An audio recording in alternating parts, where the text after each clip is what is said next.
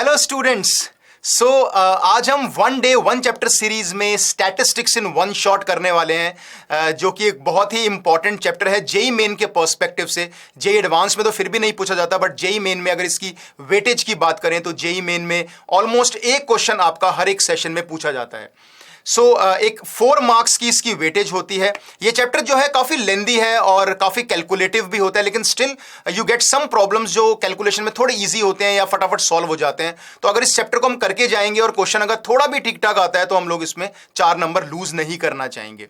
ठीक है, तो स्टैटिस्टिक्स में हम लोग सारे के सारे सब टॉपिक्स पढ़ेंगे, चाहे वो आपके मीन मीडियन मोड हो या फिर वेरिएंस और स्टैंडर्ड डेविएशन हो, जितने भी फ्रीक्वेंसी डिस्ट्रीब्यूशंस हैं, कंटिन्यूअस या फिर डिस्क्रीट या फिर ग्रुप्ड और अनग्रुप्ड डेटा, सारे आज सब टॉपिक्स हम लोग पढ़ने वाले हैं और उन पे बेस्ड कुछ क्वेश्चंस भी करेंगे, जिसमें से काफी क्वेश्चंस आपके प्रीवियस ईयर क्वेश्चंस होंगे। ठीक है, so time stamps are given in the description बेटा, एंड सेशन को प्लीज जरूर लाइक करना, शेयर करना अपने फ्रेंड्स के among, and then subscribe to the channel Aakash Byju's. So let's get started. So hello students. So आज one day one chapter series में statistics in one shot हम लोग करने वाले हैं। So I welcome you all to Aakash Byju's JEE channel. I am Anshul Tomar, your mathematics mentor। और जैसे मैंने बोला, आज इस सीरीज के अंदर हम लोग स्टैटिस्टिक्स जैसे चैप्टर पढ़ने वाले हैं, जिसके बारे में आपको पता है कि ये चैप्टर काफी लेंदी होता है और इसके क्वेश्चंस काफी डिफिकल्ट भी हो जाते हैं। इनफैक्ट डिफिकल्ट ज्यादा काफी लेंदी होते हैं। तो इसमें हम अगर ठीक ठाक प्रैक्टिस कर लें तो ऐसा हो सकता है कि कुछ क्वेश्चंस होते हैं जो बहुत ज्यादा लेंदी नहीं होते हैं, जो थोड़ा सा मीडियम टाइप के लेंदी होते हैं और हम लोग सॉल्व कर सकते हैं। अगर ऐसे सवाल आते हैं तो हम लोग अपने 4 मार्क्स क्यों लूज करना चाहेंगे। तो इसमें ये फॉर्मूला बेस्ड चैप्टर है, चाहे वो ग्रुप डेटा हो, अनग्रुप डेटा हो, या फ्रीक्वेंसी डिस्ट्रीब्यूशंस हो, या मीन मीडियन मोड हो, या फिर आपके स्टैंडर्ड डेविएशन और वेरिएंस के क्वेश्चंस हो।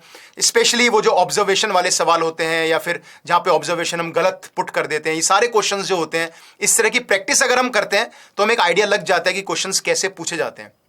और कुछ properties of standard deviation and variance वो भी बहुत इंपॉर्टेंट होती हैं। तो प्रैक्टिस करनी चाहिए इस चैप्टर में। इस चैप्टर को बिल्कुल कंप्लीटली अगर इग्नोर करोगे तो हो सकता है कोई आसान क्वेश्चन या जो एक छोटा सा लेंदी सवाल भी आ जाता है जो 1-2-3 मिनट के अंदर सॉल्व हो जाए, तो वो आपका क्वेश्चन छूट सकता है। तो इसलिए इस चैप्टर को आप प्रिपेयर कर सकते हो, प्रीवियस ईयर क्वेश्चंस कर सकते हो। तो आज मैं उसी के लिए यहां पर हूं बेटा। आज हम स्टैटिस्टिक्स की सारी थ्योरी करने वाले हैं, कुछ प्रीवियस ईयर्स करने वाले हैं। तो एक तरीके से आपको पूरे चैप्टर का एक रिवीजन हो जाएगा, और अगर रिवीजन आप करके जाते हो, थोड़ी प्रैक्टिस और कर लेते हो, तो आई होप कि जेई मेन के क्वेश्चन भी हमसे सॉल्व हो जाएंगे। बट हाँ, अगर जेई मेन में क्वेश्चंस लगता है कि बहुत ज्यादा लेंदी है, बहुत टू मच इंफॉर्मेशन है, तो हम उसको छोड़ सकते हैं, या फिर बाद में राउंड 2 में जब आप सॉल्व करते हो तब आप सॉल्व कर सकते हो। ठीक है, चलिए तो स्टार्ट करते हैं आज का ये सेशन। सबसे पहले स्टैटिस्टिक्स क्या होता है उनके बारे में हम लोग बात करते हैं। तो यस, तो what is statistics? It's the branch of maths which deals with collection of data, जो हम बचपन से पढ़ते आ रहे हैं। And it deals with organisation, analysis, interpretation, presentation of numerical data. देश में हमें इतने डेटाओं की जरूरत होती है, इतने डेटाज हमें चाहिए होते हैं, ठीक है ना, कि उसमें हर जगह स्टैटिस्टिक्स का यूज होता है। चाहे वो अर्थमेटिक मीन हो, ज्योमेट्रिक मीन हो, हार्मोनिक मीन हो, बहुत सारी चीजें हैं जिसमें हमें डेटा के एनालिसिस की रिक्वायरमेंट होती है। तो वहां पे स्टैटिस्टिक्स एक बहुत अच्छा खासा रोल प्ले करती है। ठीक है, तो चलिए अब हम अपने जेई मेन के टॉपिक पे आ जाते हैं कि यस सर, इसमें हम लोग जेई मेन में स्टैटिस्टिक्स में क्या क्या चीजें पढ़ेंगे, क्या उनके फॉर्मूलेज हैं, क्या उनकी एप्लीकेशंस हैं, क्या प्रॉपर्टीज हैं, और किस तरह के सवाल आते हैं, प्रीवियस ईयर्स कैसे आते हैं। तो आज मैं आपको सारा करवाने वाला हूं इस सीरीज में। ठीक है, ओके, चलिए तो आगे बढ़ते हैं, let's move. Types of data में हम देख सकते हैं, एक होता है आपका अनग्रुप्ड डेटा, जो बिल्कुल रॉ डेटा होता है। जैसे फॉर एग्जांपल कि पिछली 20 इनिंग्स के अंदर विराट कोहली का स्कोर क्या है, तो वो जो आप विराट कोहली का स्कोर लिख रहे हो वो एकदम रॉ डेटा है कि अच्छा एक इनिंग में लेट्स से 56 रन्स मारे, एक इनिंग्स में 62 मारे, तो वो आपका एक रॉ डेटा हो जाता है। उसको रॉ डेटा बोलते हैं, अनग्रुप डेटा बोलते हैं। ठीक है, जैसे data of a result of a student in 10 different test. इसके बाद एक आता है आपका ग्रुप्ड डेटा। ग्रुप्ड डेटा में क्या होता है कि यहां पे 2 तरीके के ग्रुप डेटा होते हैं। एक होता है डिस्क्रीट, आपका जो फ्रीक्वेंसी डिस्ट्रीब्यूशन होता है, और एक होता है आपका कंटिन्यूअस फ्रीक्वेंसी डिस्ट्रीब्यूशन। डिस्क्रीट का मतलब यह है, जैसे आप यहां देख सकते हो बेटा, कि 49 मार्क्स, फ्रीक्वेंसी 2 का मतलब है कि 2 बच्चों के 49 मार्क्स आए हैं, एक बच्चे के 52 आए हैं, 2 बच्चे के 54 आए हैं, 4 बच्चों के 61 आए हैं। तो फ्रीक्वेंसी का मतलब है अच्छा इतने बच्चों के इतने मार्क्स आए हैं, है ना। Frequency basically number of students. तो ये होता है आपका डिस्क्रीट फ्रीक्वेंसी डिस्ट्रीब्यूशन। नेक्स्ट है आपका कंटिन्यूअस फ्रीक्वेंसी डिस्ट्रीब्यूशन, कि 3 बच्चों के जो मार्क्स आए हैं वो 45 से 50 के बीच में आए हैं, 3 बच्चों के मार्क्स 50 से 55 के बीच में आए हैं। मतलब इसमें एग्जैक्ट वैल्यू नहीं पता, डिस्क्रीट नहीं पता हमें वैल्यूज, हमें एक रेंज पता है, एक इंटरवल पता है, जिसको हम कंटिन्यूअस फ्रीक्वेंसी डिस्ट्रीब्यूशन भी बोलते हैं। तो आपको आइडिया होना चाहिए कि अनग्रुप्ड रॉ डेटा कैसा होता है, बिल्कुल सिंपल ऑब्जर्वेशंस। और ग्रुप डेटा 2 तरीके के होते हैं, या तो आप फ्रीक्वेंसी लिख के स्कोर लिख दो, या फिर फ्रीक्वेंसी लिखकर एक स्कोर की रेंज लिख दो कि अच्छा यहां से लेके यहां तक, क्लास लिख दो, उसको क्लास इंटरवल बोलते हैं हम लोग। ओके, ठीक है, चलिए आगे चलते हैं। अब आ जाते हैं मेजर्स ऑफ सेंट्रल टेंडेंसीज के अंदर हम लोग 3 चीजें करते हैं, एक होता है आपका मीन, एक होता है मीडियन और एक होता है मोड। तो सबसे पहले मीन की बात करेंगे, अनग्रुप डेटा की बात करते हैं इनफैक्ट। तो रॉ डेटा में मीन का मतलब है average, arithmetic mean, sum of observations divide by total observations. तो बहुत ही सिंपल है, एग्जांपल भी आप देख लो कि किसी स्टूडेंट के 10 डिफरेंट टेस्ट में अगर ये नंबर्स आए, मीन निकालने हैं तो सबको ऐड करके डिवाइड बाय टोटल टेस्ट, यानी कि सॉल्व करोगे तो 55 इसका आंसर आ जाएगा। तो सिंपल अर्थमेटिक मीन को ही हम लोग मीन कहा जाता है अनग्रुप डेटा में, यानी कि रॉ डेटा में, है ना, अगर सिंपल ऑब्जर्वेशंस आपके पास हो तो। जैसे फॉर एग्जांपल, एक एग्जांपल करते हैं, क्वेश्चन करते हैं कि the mean of the data set comprising of 16 observations is 16। तो 16 ऑब्जर्वेशंस का मीन 16 है। One of the observation value 16 is deleted, और 3 नई ऑब्जर्वेशंस हमने ऐड कर दी, तो अब बताओ मीन क्या आएगा।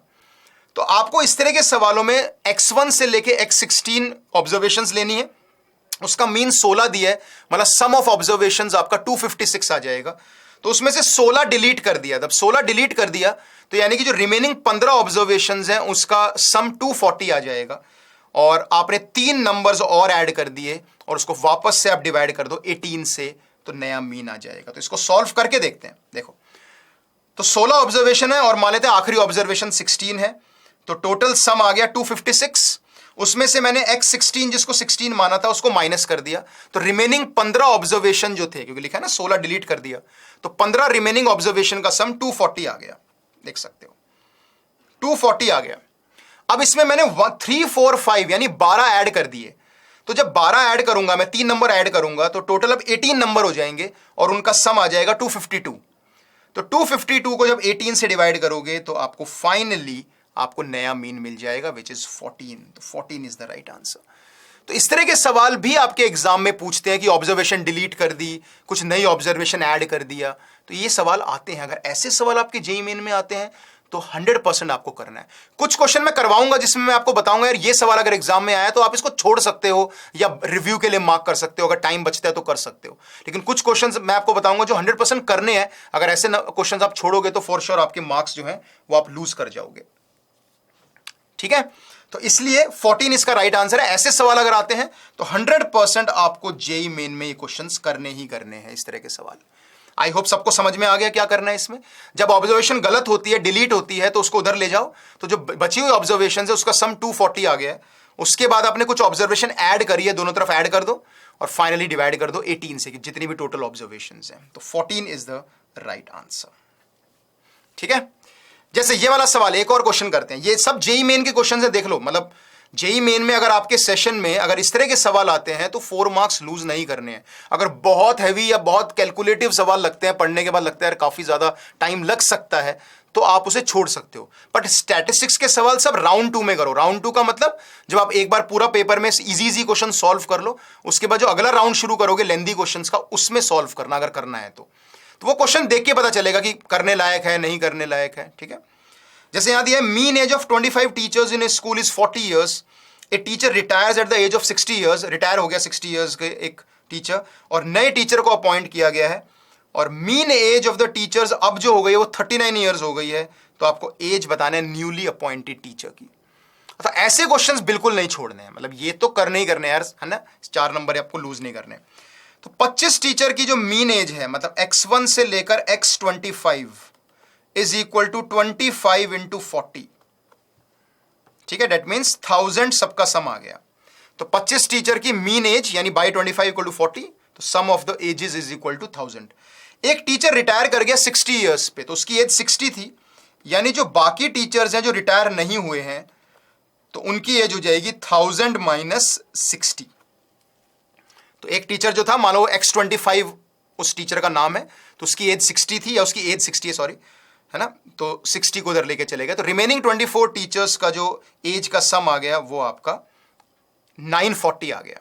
ठीक है, अब हमने एक टीचर रख लिया जिसका एज 39 ईयर्स है, तो मुझे दोनों तरफ 39 ऐड करना पड़ेगा। तो 1000 यह आ जाएगा आपका 1000, सो 1000 माइनस 60 माइनस सॉरी प्लस 39। तो 39 जो है, नहीं अच्छा ये गलत कर दिया हमने, 39 तो नया मीन आ गया, सॉरी, जो नया टीचर रखे उसकी एज तो हमें निकालनी है, माय मिस्टेक। तो मान लेते उस नए टीचर की एज जो है वो x है या X25 डैश है, तो नए टीचर की जो एज है वो X25 डैश है, उसको हमने ऐड कर लिया अपने स्कूल में, और वो हो गया 1000 माइनस 60 यानी कि 940 प्लस X25 डैश। अब जो नया मीन है तो डिवाइड बाई 25 और डिवाइड बाई 25, जो नया मीन आएगा वो नया मीन आपको दे रखा है 39, तो यहां से X25 डैश निकल जाएगा, तो X25 डैश की बच्चों वैल्यू आएगी 39 इंटू 25 माइनस 940। तो यहां पे 39 को लिख लो 40 माइनस 1 इंटू 25, और माइनस 940 को तो लिख लो 1000 माइनस 60। तो यहां से 1000 कट जाएगा, 60 माइनस 25 आ जाएगा 35। तो आंसर हो जाएगा बेटा 35। तो जो न्यूली अपॉइंटेड टीचर है उसकी एज हो जाएगी 35, है ना, सिंपल सवाल। तो ऐसे जब सवाल आते हैं तो आपको नहीं छोड़ना है, ये 4 मार्क्स आपके एकदम इजी 4 मार्क्स हैं, they are doable problems, not very calculative, not very lengthy, इतना तो हमें करना पड़ता है, बाकी सवालों में भी करना ही पड़ता है ना। तो इसलिए 25 लोगों की एज 1000 थी, 60 वाले रिटायर हो गए, तो उधर बची हुई 24 की 940 हो गई, और उसके बाद हमने नए टीचर की as let's say X25 dash हमने रखी, दोनों तरफ ऐड किया और फाइनली 25 से डिवाइड कर दिया, तो हमारा जो मीन था वो 39 दे रखा था, तो X25 डैश की जो वैल्यू आ गई वो 35 आ गई। सो 35 इज द राइट आंसर। ठीक है, तो मीन के बारे में हमने पढ़ लिया कि मीन क्या होता है और मीन के सवाल किस तरीके के पूछे जाते हैं, 2 एग्जांपल्स हमने कर लिए हैं। अब आ जाते हैं अनग्रुप डेटा में, let's talk about the median. तो मीडियन के लिए हम उस पूरे डेटा को, ऑब्जर्वेशंस को असेंडिंग ऑर्डर में लगाते हैं, और असेंडिंग ऑर्डर में जो डेटा लगाया, अगर डेटा आपका ऑड है तो middle term will be the median, सबने पढ़ रखा है ये। और अगर आपका observations, number of observations even है तो आपकी 2 मिडिल टर्म्स होंगी, उन 2 मिडिल टर्म्स का जो मीन होगा वो मीडियन होगा। तो इट डिपेंड्स कि ऑब्जर्वेशंस कितनी है, और उसे असेंडिंग ऑर्डर में लगाना बहुत जरूरी है, ये ध्यान रखना बस।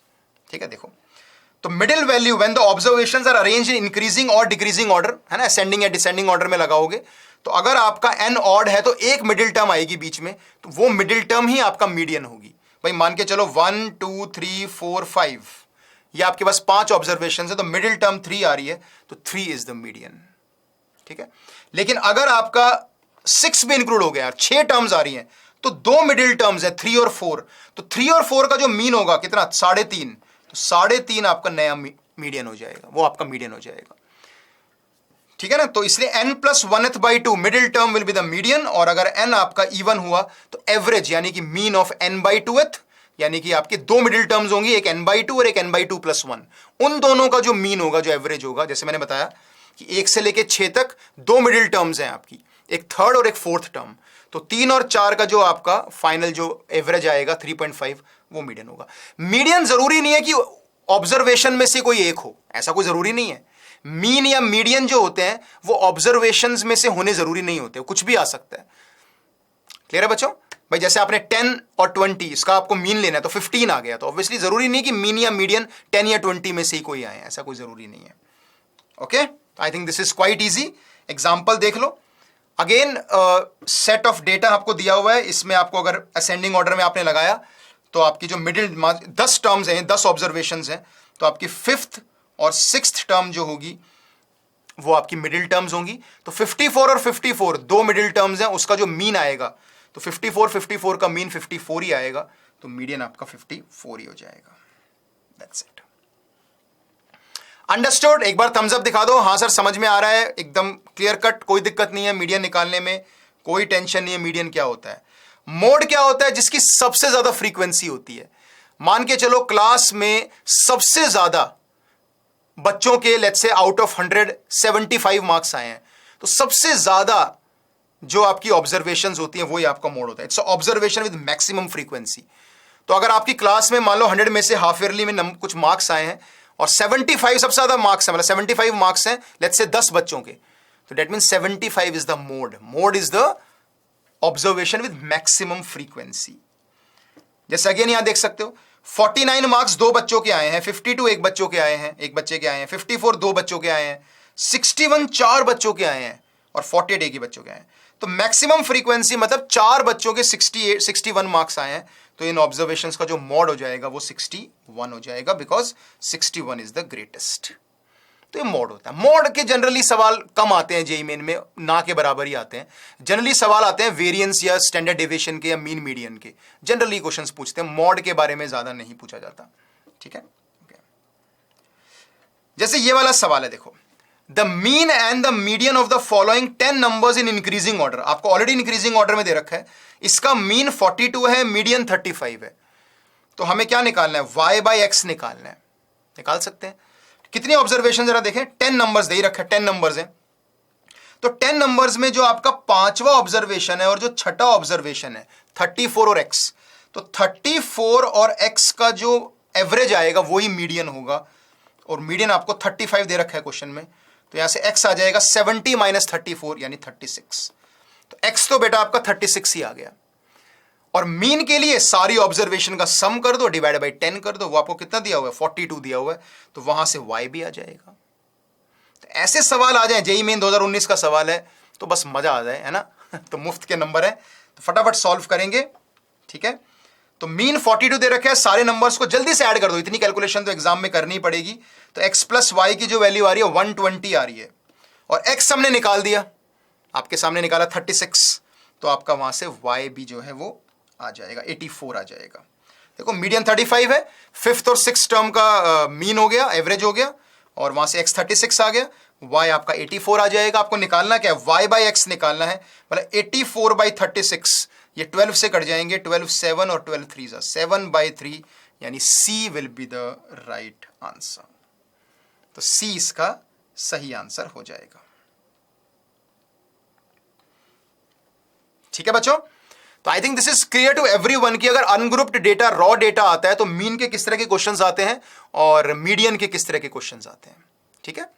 ओके, कुछ नोट करते हैं। अगर मेरे पास 2 सीरीज चल रही हैं जिसमें नंबर ऑफ ऑब्जर्वेशन n1 है और n2 है, और उनके मीन भी x1 बार और x2 बार है, मतलब मान लो आपके पास 2 सेट ऑफ ऑब्जर्वेशंस हैं, एक में ऑब्जर्वेशन n1 है, एक में n2 ऑब्जर्वेशंस है, एक का मीन x1 बार है, एक का x2 बार है, तो दोनों का जो कंबाइंड मीन होगा उसका फॉर्मूला क्या होता है? तो वो है n1 x1 bar plus n2 x2 bar upon n1 plus n2। ये ध्यान रखना, कई बार होता है कि हमारे पास 2 अनग्रुप्ड डेटा है और उसका कंबाइंड मीन निकालने को कहा जाता है, तो कंबाइंड मीन निकाल सकते हो, ठीक है ना। मान लो आपके पास एक डेटा है जिसमें 10 ऑब्जर्वेशन है और उसका जो मीन है 5 है, और एक में आपको लेट्स से 20 ऑब्जर्वेशन है और उसका मीन जो है 10 है। आपको कंबाइंड मीन निकालना है, तो आपका जो कंबाइंड मीन हो जाएगा वो हो जाएगा 50 प्लस 200 अपॉन 30, यानी कि 250 बाई 30, यानी कि 25 बाई 3 इसका कंबाइंड मीन हो जाएगा, है ना। ये हो जाएगा n1 इंटू x1 बार, n2 इंटू x2 बार, और divide by n1 plus n2, total observation का सम। तो ये इसका फॉर्मूला होता है। This is very very very important, ठीक है। चलो ओके, तो एक क्वेश्चन और करते हैं। इन ए क्लास ऑफ 17 स्टूडेंट्स, उसमें 9 बॉयज हैं जिसके एवरेज मार्क्स 75 है, और total average marks of the complete class is 71, then the average marks of the girls is. तो इसका मतलब यहां पे 2 डेटाज मान के चलो, एक आपका बॉयज का डेटा है, एक गर्ल्स का डेटा है, और कंबाइंड आपको एवरेज दे रखी है 71 है। तो वहां से आप easily average marks of girls निकाल सकते हो।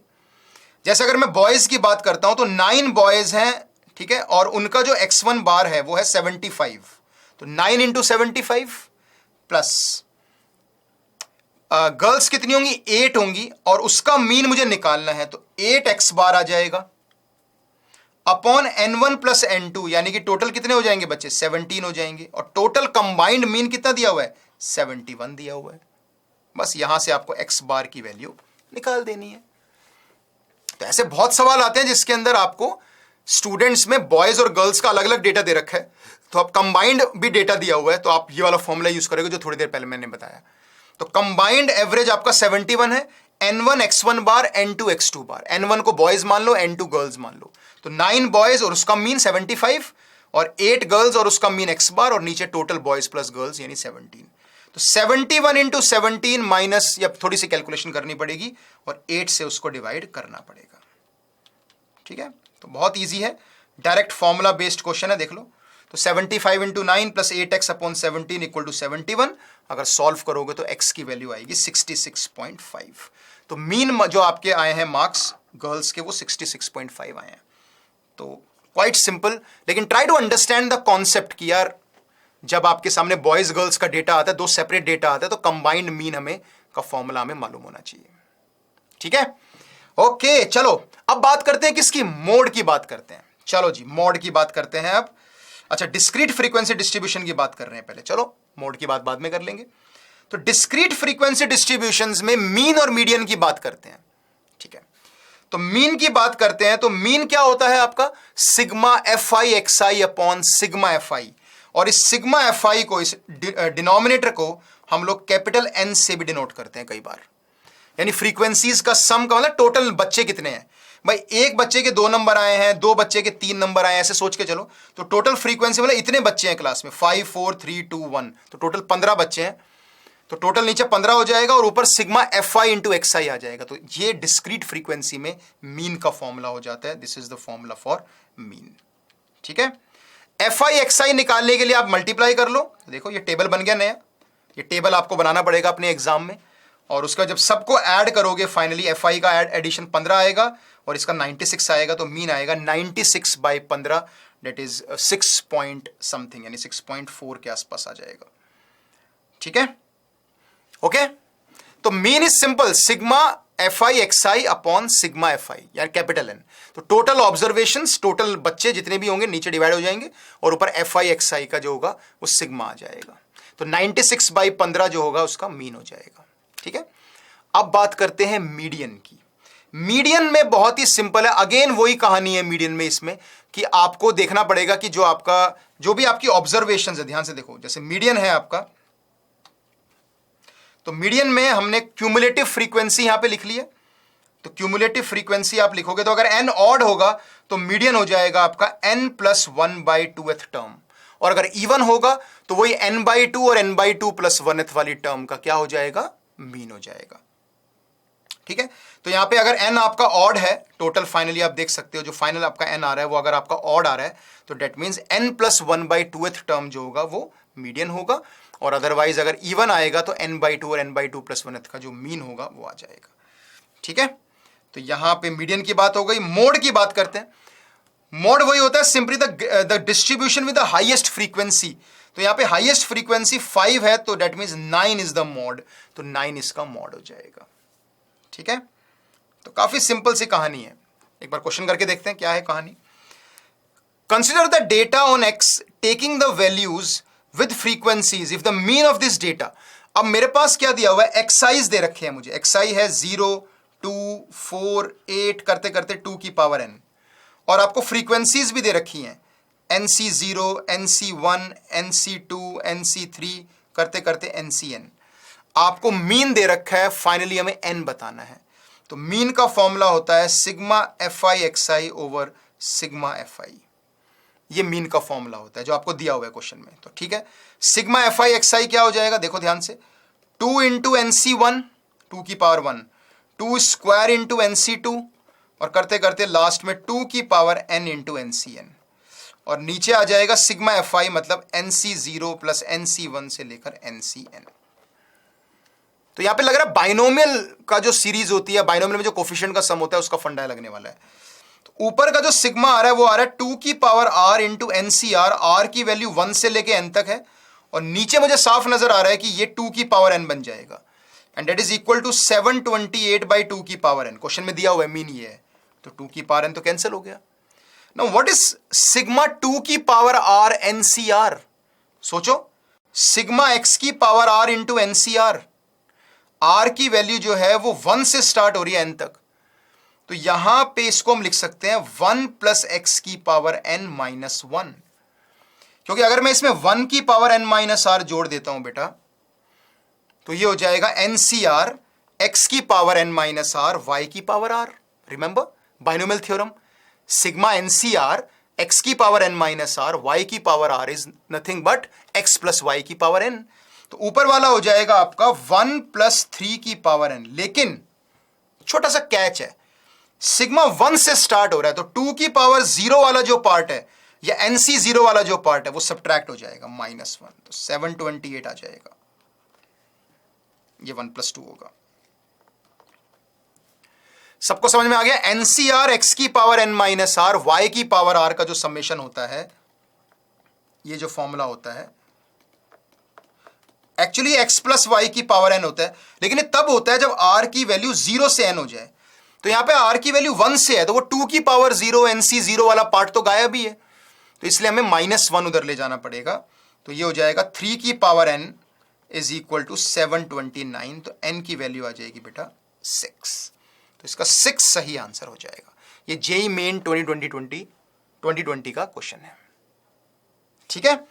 तो यहां पे हमारे पास ऑब्जर्वेशंस थी, फ्रीक्वेंसीज थी, हमने सिग्मा FI XI को आपस में मल्टीप्लाई करके ऐड किया और बाइनोमियल एक्सपेंशन लगाई, नीचे कोफिशिएंट का सम हमें पता है 2 की पावर n होता है, और वहां से आपका आंसर n इक्वल टू 6 आ जाएगा, ठीक है।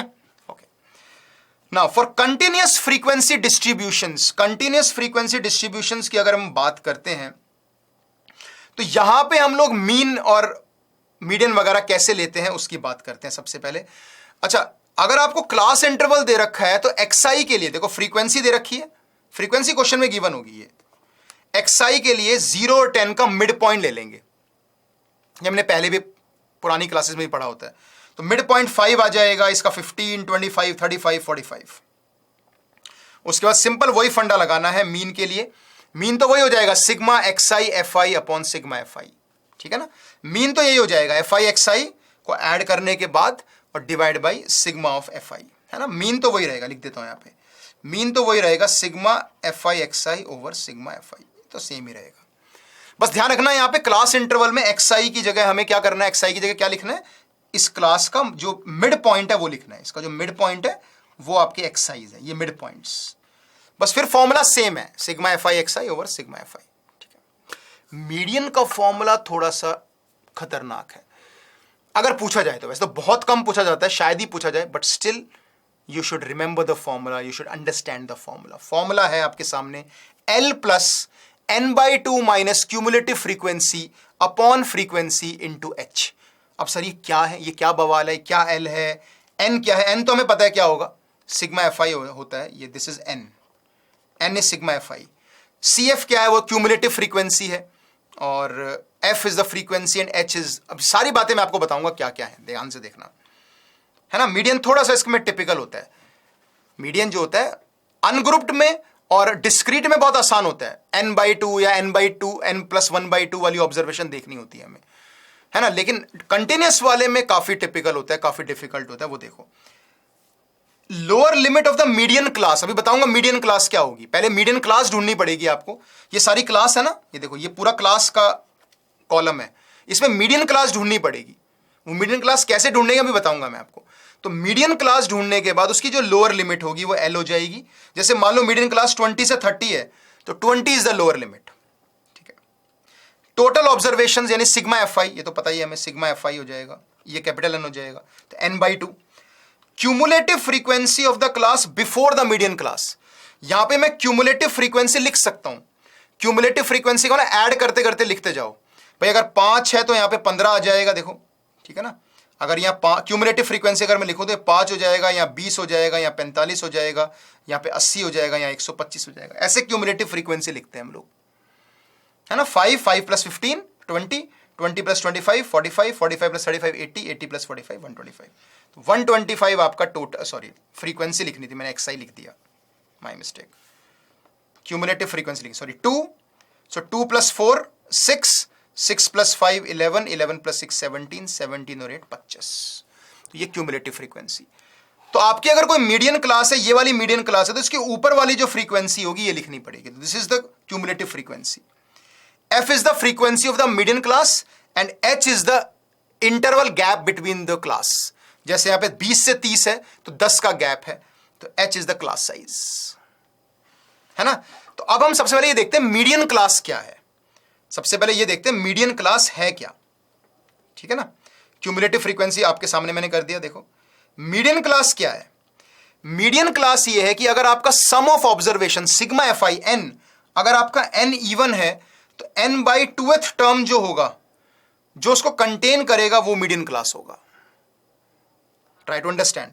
अगर एन आपका इवन हुआ, यहां पे जो एन आ रहा है ध्यान से देखो 25 आ रहा है, सिग्मा एफ आई जो आ रहा है ऐड करके देख लो 25 आ रहा है, तो यहां पे एन 25 आ रहा है, तो 25 आपका ऑड आ रहा है, तो 25 प्लस 1/2 13th टर्म।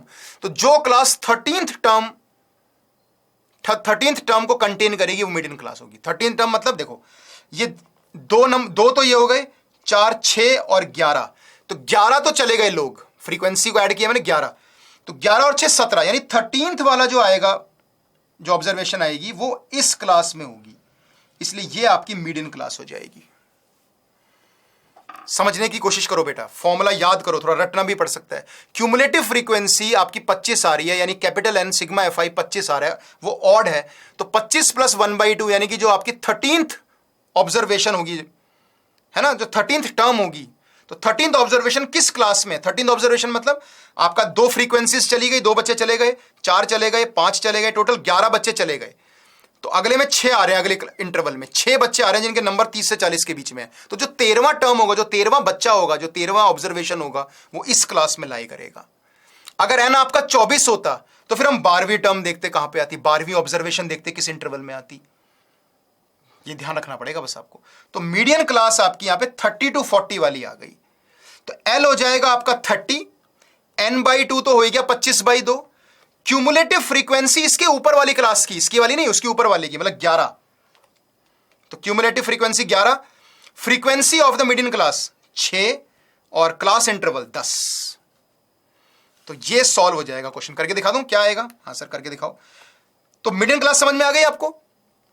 तो 25 को प्लस 1/2 13th ऑब्जर्वेशन जो होगी वो इसको बिलोंग करती है, तो एल हो जाएगा 30, n/2 हो जाएगा 25/2 माइनस क्यूमुलेटिव फ्रीक्वेंसी के ऊपर वाली 11 हो जाएगी, इस इंटरवल की फ्रीक्वेंसी 6 हो जाएगी और इंटरवल क्लास साइज आपका 10 हो जाएगा। बस हो गया। तो ये आएगा 30 प्लस दिस विल बी 3/12 1/4 10/4 हो जाएगा, तो ये हो जाएगा आपका 5/2, यानी कि 32.5 आपका मीडियन आ जाएगा। तो मीडियन विल बी 32.5। डिफिकल्ट है, मतलब आने के चांसेस ना के बराबर ही हैं, लेकिन स्टिल आपको पता होना चाहिए कि कंटिन्यूअस फ्रीक्वेंसी डिस्ट्रीब्यूशन में मीडियन को निकालते कैसे हैं, ये मालूम होना चाहिए आपको। ठीक है, तो याद रखना, पहले तो फॉर्मूला याद रखना पड़ेगा, उसके बाद क्लास साइज जो आपका मीडियन क्लास है वो देखना पड़ेगा, और वो n/2 से पता चलेगा, n/2 या फिर n + 1/2, मतलब अगर इवन हुआ तो n/2th ऑब्जर्वेशन किस इंटरवल में है, और अगर ऑड हुआ तो n + 1/2th ऑब्जर्वेशन किस इंटरवल में, ये आपको देखना पड़ेगा। ठीक है, okay. So 32.5 is the right answer. चलो इस सवाल को सॉल्व करते हैं। If for some x belongs to R, the frequency distribution of the marks obtained by 20 students in a set. तो आपको दे रखे है कि फ्रीक्वेंसी डिस्ट्रीब्यूशन जो है वो ये है, मार्क्स दे रखे हैं xi और उनकी फ्रीक्वेंसीज दे रखी हैं आपको, ठीक है ना। तो अब आप देख सकते हो कि आपको बोला गया 20 स्टूडेंट्स हैं, टोटल 20 स्टूडेंट्स हैं, यानी कि जो आपका n है वो 20 है, यानी सिग्मा fi जो है वो 20 है, मतलब x + 1 का स्क्वायर और 2x - 5 + x² - 3x + x आपका 20 आ जाएगा। जब सॉल्व करोगे ये आएगा 2x², x² दो बार आएगा, फिर 2x और 2x 4x 5x 5x - 3x + 2x, again 2x आ गया, और कांस्टेंट टर्म आपके पास आएगी 1 - 5 - 4 और -4 - 20 - 24। तो यहां से x की वैल्यू आपको इजीली मिल जाएगी। ठीक है, तो x की यहां से मुझे लग रहा है 2 वैल्यूज आएंगी, एक आएगी आपके पास -4 और एक आएगी 3। चेक कर लो, -4 और 3 आ जाएगी। ठीक है, पर जैसा हमें पता है कि x आपका चलो r है, रियल नंबर है, लेकिन स्टिल आपके जो ये फ्रीक्वेंसीज हैं ये नेगेटिव नहीं हो सकती, इसलिए x को -4 हमें नेग्लेक्ट करना पड़ेगा, x को हमें 3 लेना पड़ेगा। तो x को अगर हम 3 ले लेंगे तो फ्रीक्वेंसी आपकी हो जाएगी 3 + 1 का स्क्वायर 16, यहां 3 आएगा तो ये 1 हो जाएगा, यहां 3 आएगा तो 9 - 9 0 और यहां पे 3। तो x को -4 मैंने हटा दिया। अब आपको मीन निकालना है, तो मीन निकालना is very simple, sigma fi(xi) upon sigma fi(xi) over total n यानी 20। तो आएगा 32 + 3 35, 35 + 21, so 35 + 21/20 इट विल बी 56/20 यानी कि 2.8। तो कैलकुलेशन अपने को ऐसे स्ट्रॉन्ग करनी पड़ेगी। लेकिन इस तरह के सवाल अगर आपके जेई मेन में आते हैं तो आपको छोड़ने नहीं है क्वेश्चन बेटा, ये बहुत स्कोरिंग क्वेश्चंस हैं और बहुत इतनी भी कोई कैलकुलेशन नहीं है कि हम इतनी कैलकुलेशन नहीं कर सकते। तो फ्रीक्वेंसी का सम जो होता है वो टोटल ऑब्जर्वेशंस होती हैं, टोटल स्टूडेंट्स होते हैं, तो उसको हमने सॉल्व किया, वहां से x आया, -4 नेग्लेक्ट हो गया क्योंकि frequency can not be negative, है ना, फ्रीक्वेंसी तो number of observation, number of students हैं, तो वो कैसे नेगेटिव हो सकती है। तो x को 3 डाल के देखा तो फ्रीक्वेंसी आ गई, मार्क्स तो थे ही, तो सिग्मा fi(xi) वाला फंडा लगाया तो मीन आ गया 2.8। तो you can see the solution also, जैसे मैंने सॉल्व किया तो x की वैल्यू 3 आई, उसके बाद हमने फ्रीक्वेंसीज निकाल ली, सॉल्व किया and we got the answer as 2.8। तो C is the right answer. ठीक है, चलो अब आ जाते हैं रिलेशन बिटवीन मीन, मीडियन और मोड पे। तो there is a empirical formula जो मीन, मीडियन, मोड को कनेक्ट करता है आपस में। हालांकि ये हमारे जेई मेन में शायद ही बहुत कम बार पूछा गया, शायद ही पूछा गया होगा, है ना, तो मतलब रिसेंट ईयर्स में तो मुझे याद नहीं है कि इसका सवाल आया होगा, लेकिन स्टिल यू शुड नो कि मीन, मीडियन, मोड के आपस में क्या फॉर्मूला होता है। कुछ पता नहीं जेई मेन वाले क्या पूछ लें, है ना, तो सब चीजों के लिए तैयार रहो। Okay, so for a moderately skewed distribution, जो हमारे कोर्स में इंपेरिकल रिलेशन है वो हम यही करते हैं कि mode is equal to 3 median -2 mean. So 3 median -2 mean is the formula for the mode. तो अगर कभी भी मीन, मीडियन दे रखा है तो मोड निकाल सकते हो, या कोई भी दो चीजें दे रखी है तो तीसरी चीज आप निकाल सकते हो। ठीक है, जैसे क्वेश्चन में लिखा हुआ है फ्रीक्वेंसी डिस्ट्रीब्यूशन, मीन, मीडियन आपको दे रखे हैं 21 और 22, तो आपको मोड बताना है। तो मोड का फॉर्मूला क्या होता है, इट्स 3 मीडियन यानी 3 × 22 -2 × मीन 21, तो यानी 66 - 42, सो दिस विल बी 24। तो 24 इसका सही आंसर हो जाएगा। तो अगर जेई मेन 2005, हालांकि बहुत साल पहले, 17 साल पहले सवाल पूछा गया है, इसलिए मैं बोल रहा हूं कि मुझे याद नहीं कि हाल फिलहाल में कोई सवाल इसका आया हो, बट जस्ट इन केस अगर आता है तो you should know the formula कि मोड इज 3 मीडियन -2 मीन। ठीक है, बिल्कुल। सो 24 is absolutely the right answer. अब आ जाते हैं अपने सबसे इंपॉर्टेंट पार्ट पे, जो है measure of dispersion. Measure of dispersion में हम कुछ चीजें पढ़ते हैं जिसमें सबसे इंपॉर्टेंट है वेरिएंस और स्टैंडर्ड डेविएशन, जहां पे हम लोग सबसे ज्यादा सवाल पूछते हैं और इनकी अच्छी खासी प्रॉपर्टीज भी होती हैं। ठीक है, तो यस, क्या होता है देखते हैं जरा। तो 4 मेजर ऑफ डिस्पर्जन है, एक है रेंज, एक है मीन डेविएशन, एक है वेरिएंस, एक है स्टैंडर्ड डेविएशन। सबको एक एक करके पढ़ेंगे। रेंज क्या होती है, मीन डेविएशन क्या होता है, वेरिएंस और स्टैंडर्ड डेविएशन क्या होते हैं। ठीक है, चलिए तो बात करते हैं रेंज की। रेंज में अगर मेरे पास एक सेट ऑफ डेटा है तो रेंज का मतलब है मिनिमम और मैक्सिमम के बीच का डिफरेंस, मतलब जो हाईएस्ट ऑब्जर्वेशन है और जो लोएस्ट ऑब्जर्वेशन है उसके बीच का जो डिफरेंस होगा वो होगा आपका रेंज। तो x maximum minus x minimum is the range. एक फॉर्मूला और होता है कोफिशिएंट ऑफ रेंज, हालांकि ये भी बहुत कम पूछा जाता है बट स्टिल मालूम होना चाहिए हमें। कोफिशिएंट ऑफ रेंज होता है एक्स मैक्सिमम माइनस मिनिमम, यानी रेंज अपॉन उन दोनों का sum, X maximum plus X minimum. तो ये होता है आपका कोफिशिएंट ऑफ रेंज। ठीक है, एग्जांपल देख लेते हैं। अगर मेरे पास कोई डेटा है तो आप देखो, सबसे हाईएस्ट ऑब्जर्वेशन 20 है, सबसे लोएस्ट ऑब्जर्वेशन 9 है, तो रेंज तो 11 की हो जाएगी, लेकिन जो आपका कोफिशिएंट ऑफ रेंज होगा वो होगा 11/30, 11/29। तो 11/29 आपका range of coefficient of range हो जाएगा। ओके, यहां तक कोई डाउट किसी को मेजर्स ऑफ डिस्पर्जन में? अभी मेन कहानी अभी आने वाली है बच्चों, अभी खत्म नहीं हुई कहानी। स्टैटिस्टिक्स देखो यार, एक ऐसा चैप्टर है जिसको अगर आपने ठीक ठीक प्रैक्टिस कर रखा है, फॉर्मुलेज पढ़ रखे हैं, तो अगर कोई आपके सामने कोई नॉर्मल सवाल नजर आता है जो आपके ही डोमेन का है, नहीं यार मैंने ऐसे सवाल कर रखे हैं, तो पक्का आप 4 नंबर वहां पे गेन करके लेके जाओगे। अगर टू मच इंफॉर्मेशन है, बहुत कॉम्प्लिकेटेड इंफॉर्मेशन है, या बहुत ज्यादा लेंदी लग रहा है, तो हम उस क्वेश्चन को लीव कर सकते हैं, बाद में कर सकते हैं, लेकिन स्टिल आप इस चैप्टर को इस सीरीज के थ्रू, वन शॉट सीरीज के थ्रू पूरा पढ़ सकते हो। पूरे सारे फॉर्मुलेज मैं आपको बता रहा हूं विद एग्जांपल्स, विद हम सवाल भी करेंगे और भी करेंगे भी आगे, देखना है ना। चलो आगे चलते हैं। अब इसके बाद आता है मीन डेविएशन। मीन डेविएशन का मतलब है किसी भी ऑब्जर्वेशन का मीन से वो कितना डेविएट हो रहा है। मतलब अगर ऑब्जर्वेशन एक्स आई है और मीन आपका एक्स बार है, तो एक्स आई माइनस एक्स बार का जो मॉड होगा that is the mean deviation. तो अनग्रुप्ड डेटा के लिए क्या होता है मीन डेविएशन, देख लेते हैं। ये होता है मीन डेविएशन, एक्स आई का मीन के साथ जो भी डेविएशन है divide by total observations. Simple formula होता है एक्स आई माइनस एक्स बार का मॉड, यानी उस ऑब्जर्वेशन का मीन से कितना डेविएशन, मतलब कितना डिफरेंस है, उसका एब्सोल्यूट वैल्यू, उन सबको ऐड कर दो और डिवाइड बाय टोटल ऑब्जर्वेशंस। ये होता है आपका mean deviation about mean ungroup data के लिए। अगर मीन डेविएशन अबाउट मीडियन निकालना है, अगर ये तो था आपका mean deviation about x bar, about the mean. अगर आपको निकालना है mean deviation about the median, ungroup data की बात कर रहा हूं, अनग्रुप्ड डेटा मतलब रॉ डेटा की बात कर रहा हूं, तो सिंपल हो जाएगा ये भी, एक्स आई माइनस एम अपॉन एक्स आई माइनस एम का मॉड अपॉन टोटल ऑब्जर्वेशंस। यानी कि सारी ऑब्जर्वेशन मीडियन से, उस ऑब्जर्वेशन का जो भी मीडियन होगा उससे कितना डेविएटेड है, उनका डिफरेंस कितना है, तो उन सबका डिफरेंस निकाल के, मॉड निकाल के ऐड करके divide by total observation. This is mean. Mean आ रहा है इसलिए मैं डिवाइड बाय ऑब्जर्वेशन कर रहा हूं। ये एन से डिवाइड इसलिए हो रहा है क्योंकि मीन डेविएशन निकाल रहे हैं हम। अगर सिर्फ डेविएशन निकालनी होती तो सिंपल सिंपल सबका डेविएशन ऐड कर देते, बट मीन डेविएशन है तो डिवाइड बाय एन भी करना पड़ेगा।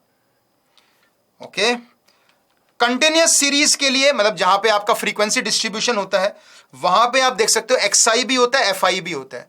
तो वहां पे सिंपल है, वहां पे एफ आई से बस मल्टीप्लाई कर देना। ध्यान से देखो ये फॉर्मूला, सब चीजें सेम है। मीन डेविएशन अबाउट मीन हो या मीन डेविएशन अबाउट मीडियन हो, आपको एक्स आई माइनस एम का मॉड तो लेना ही लेना है, एम मीन हो या मीडियन जो भी हो, लेकिन साथ में बस आपको एफ आई से मल्टीप्लाई करना है। और नीचे जो एन आ रहा है वो टोटल ऑब्जर्वेशन है। एन हमेशा सिग्मा एफ आई होता है फ्रीक्वेंसी वाले केसेस के केस में। नहीं तो अगर अनग्रुप डेटा है फिर तो सिंपल नंबर ऑफ ऑब्जर्वेशंस होती है एन नीचे। लेकिन अगर मैं यहां पे ग्रुप डेटा की बात करूं, फ्रीक्वेंसी डिस्ट्रीब्यूशन की बात करूं, तो हमारे पास मीन डेविएशन अबाउट मीन या मीडियन का फॉर्मूला सिंपल है, सिग्मा एफ आई के साथ एक्स आई माइनस जो भी मीन मीडियन होगा उसका मॉड अपॉन टोटल ऑब्जर्वेशंस। ये होता है, बस एफ आई यहां पे मल्टीप्लाई हो जाता है। Just remember all these formulas, ये बहुत इंपॉर्टेंट है। Mean deviation about mean and median बहुत इंपॉर्टेंट है, और अभी आगे मैं पढ़ाऊंगा वेरिएंस और स्टैंडर्ड डेविएशन, वो तो सबसे ज्यादा इंपॉर्टेंट है। चलो क्वेश्चन करके देखते हैं।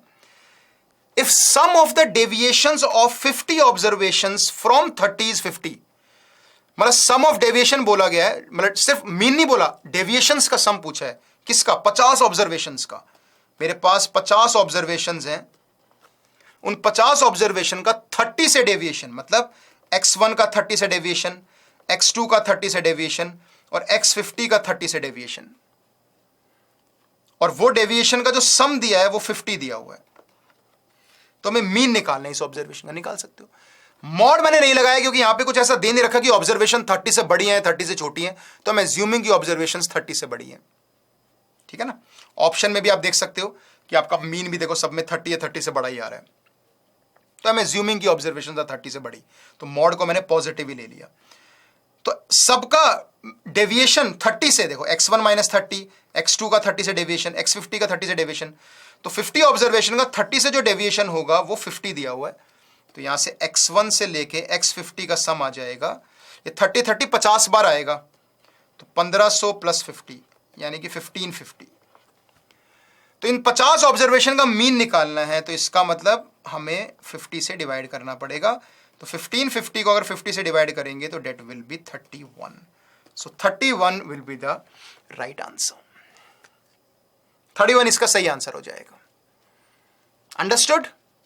और क्वेश्चन करते हैं। समझ में आ रहा है सबको? तो जितने भी ऑब्जर्वेशंस हैं उनका 30 से जो डेविएशंस हैं उनका हमने सम किया, और वहां से सम ऑफ ऑब्जर्वेशन 1550 आ गया, डिवाइड बाय 50 करके 31 विल बी द मीन। और क्वेश्चन करते हैं। If the mean deviation about median for the numbers arranged in the ascending order is 6, तो आपको मीडियन बताना है क्या आएगा। ये इसी साल का सवाल है, देख लो।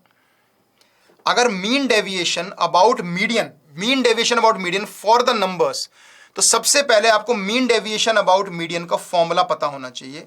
तो मीन डेविएशन अबाउट मीडियन का जो फॉर्मूला होता है वो है सिग्मा एक्सआई माइनस मीडियन का मॉड अपॉन टोटल ऑब्जर्वेशन। कितनी ऑब्जर्वेशन है? 1 2 3 4 5 6 7 8, तो 8 ऑब्जर्वेशन है। और आपको मीन डेविएशन अबाउट मीडियन जो दिया हुआ है क्वेश्चन में, दिया हुआ है 6, और ये ऑलरेडी असेंडिंग ऑर्डर में लगे हुए हैं, ऑलरेडी असेंडिंग ऑर्डर में लगे हैं। मतलब सिग्मा एक्सआई माइनस मीडियन का जो मॉड होगा डेट इज 48। तो सबसे पहले मीडियन निकाल लेते हैं। तो मेरे पास 8 ऑब्जर्वेशन हैं, तो 8 ऑब्जर्वेशन में आपका जो 4th और 5th ऑब्जर्वेशन होंगी वो बीच का, उनका जो एवरेज होगा वो मीडियन होगा। क्योंकि अनग्रुप्ड डेटा है, रॉ डेटा है, तो अनग्रुप्ड और रॉ डेटा में हम लोग 8 ऑब्जर्वेशन में ये मिडिल टर्म्स हैं 2K और 12, तो जो मीडियन होगा आपका वो होगा 2K और 12 का एवरेज, यानी कि K + 6। तो K + 6 इसका एवरेज होगा। देखो यहां पे K + 6 आ जाएगा। तो K + 6 इन ऑब्जर्वेशन से बड़ा है, 3 5 7 2K इनसे बड़ा है, और K + 6 12 16 21 24 से छोटा है। भाई 2K और 12 का जो मिड पॉइंट है K + 6 वो बीच में उसका मीडियन होगा। तो K + 6 ये मीडियन होगा, देखो बीच में K + 6। तो ये सारी ऑब्जर्वेशन 3 5 7 वाली ऑब्जर्वेशन 2K तक ये K + 6 से छोटी होगी। मैं क्यों बता रहा हूं छोटी या बड़ी होगी? बिकॉज हमें मॉड का साइन डिसाइड करना पड़ेगा, ध्यान से देखना। तो सिग्मा का फॉर्मूला 48 दिया हुआ है, तो एक्सआई हो जाएगा आपका, देखो यहां पे 3 - K + 6 आएगा, पर K + 6 is actually bigger than 3। आप खुद सोचो, A - B का मॉड आ रहा है, तो वो A - B आएगा अगर A B से बड़ा होगा तो, और नहीं तो B - A आ जाएगा। तो यहां पे K + 6 जो है 3 से बड़ा है, तो K + 6 बड़ा है ना 3 से, तो इसलिए K + 6 - 3, प्लस फिर K + 6 5 से बड़ा है, तो K + 6 - 5। सबका डिफरेंस ले रहा हूं, लेकिन डिफरेंस भी मॉड है तो पॉजिटिव वाला डिफरेंस ले रहा हूं, मतलब मॉड ले रहा हूं उसका, है ना, पॉजिटिव वैल्यू ले रहा हूं। तो K + 6 5 से बड़ा है, इसलिए K + 6 - 5 आएगा। मॉड की वैल्यू हमेशा पॉजिटिव आती है। और यहां पे फिर आएगा K + 6 - 7, फिर आएगा K + 6 - 2K, फिर आ जाएगा, अब 12 बड़ा है K + 6 से, तो 12 - K + 6, फिर 16 - K + 6, फिर 21 - K + 6, और 24 - K + 6। तो यहां पे आप देख सकते हो कि कुछ वैल्यूज हमारी कैंसिल हो जाएंगी। ये K और K, 3 K यहां से कट जाएंगे, पहला, दूसरा और तीसरा। ये आ गया आपका 3, ये आ गया आपका 1 4 4 - 1 अगेन 3, और यहां पे कुछ और कैंसिल हो रहा है, एक तो 6 से 6 कैंसिल हो रहा है, तो लिख लेते हैं ना ताकि कंफ्यूजन ना हो। तो 3 - 1 -1, देखो 3 + 1 सॉरी 3 + 1 - 1, तो ये भी आपस में कैंसिल हो गए, तो 3 रह गया सिर्फ। इसके बाद ये -K रह गया, उसके बाद ये 28 + 21 49, और 49 प्लस ये कितना आ गया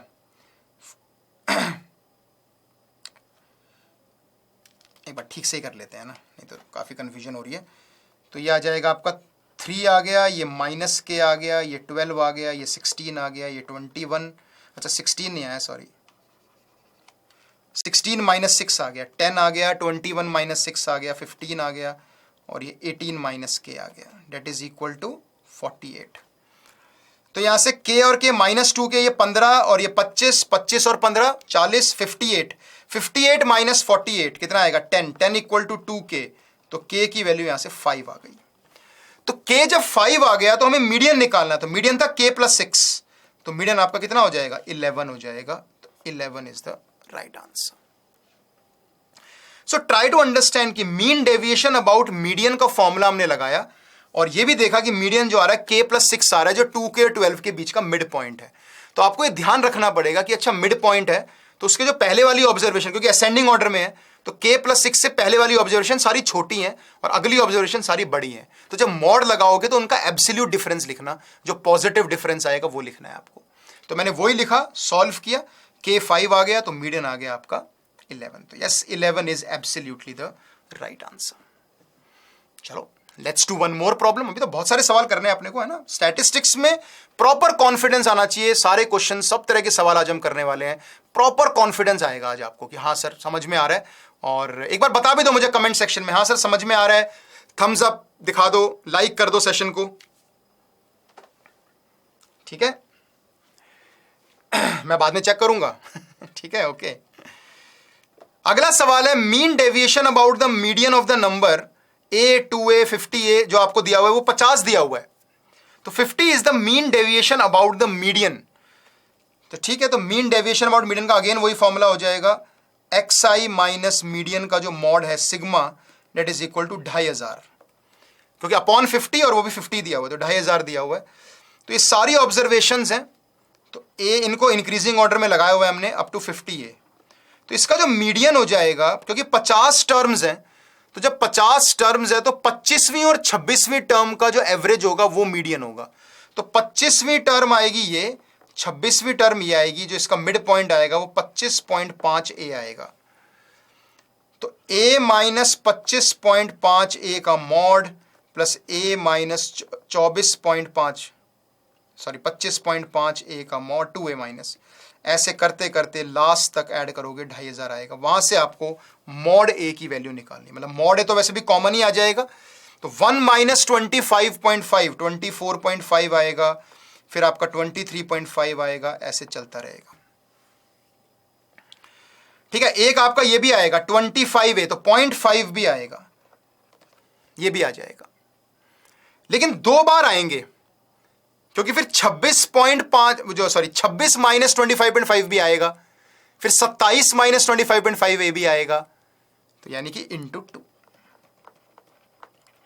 यहां से आप इजिली, ए तो हट गया सॉरी, यहां से आप आराम से मॉड ए की वैल्यू निकाल सकते हो, क्योंकि आपके जो मॉड वाले सम आ रहे हैं ना, अब आप खुद देखो बीच में 25.5 आ रहा है, बीच में कोई 25.5 ए आ रहा है, तो 25.5 में से जब a को माइनस करोगे तो भी 25 आएगा, आपका 0.5 आएगा, है ना, 24.5, और जब इसमें से इसको करोगे तो भी 24.5 आएगा। मतलब दो तरह की ऑब्जर्वेशंस आएंगी, एक छोटे वाले का जो सम आएगा, एक बड़े वाले का, दोनों सम बराबर आएंगे, है ना, क्योंकि एब्सोल्यूट डिफरेंस बराबर आएगा। देखो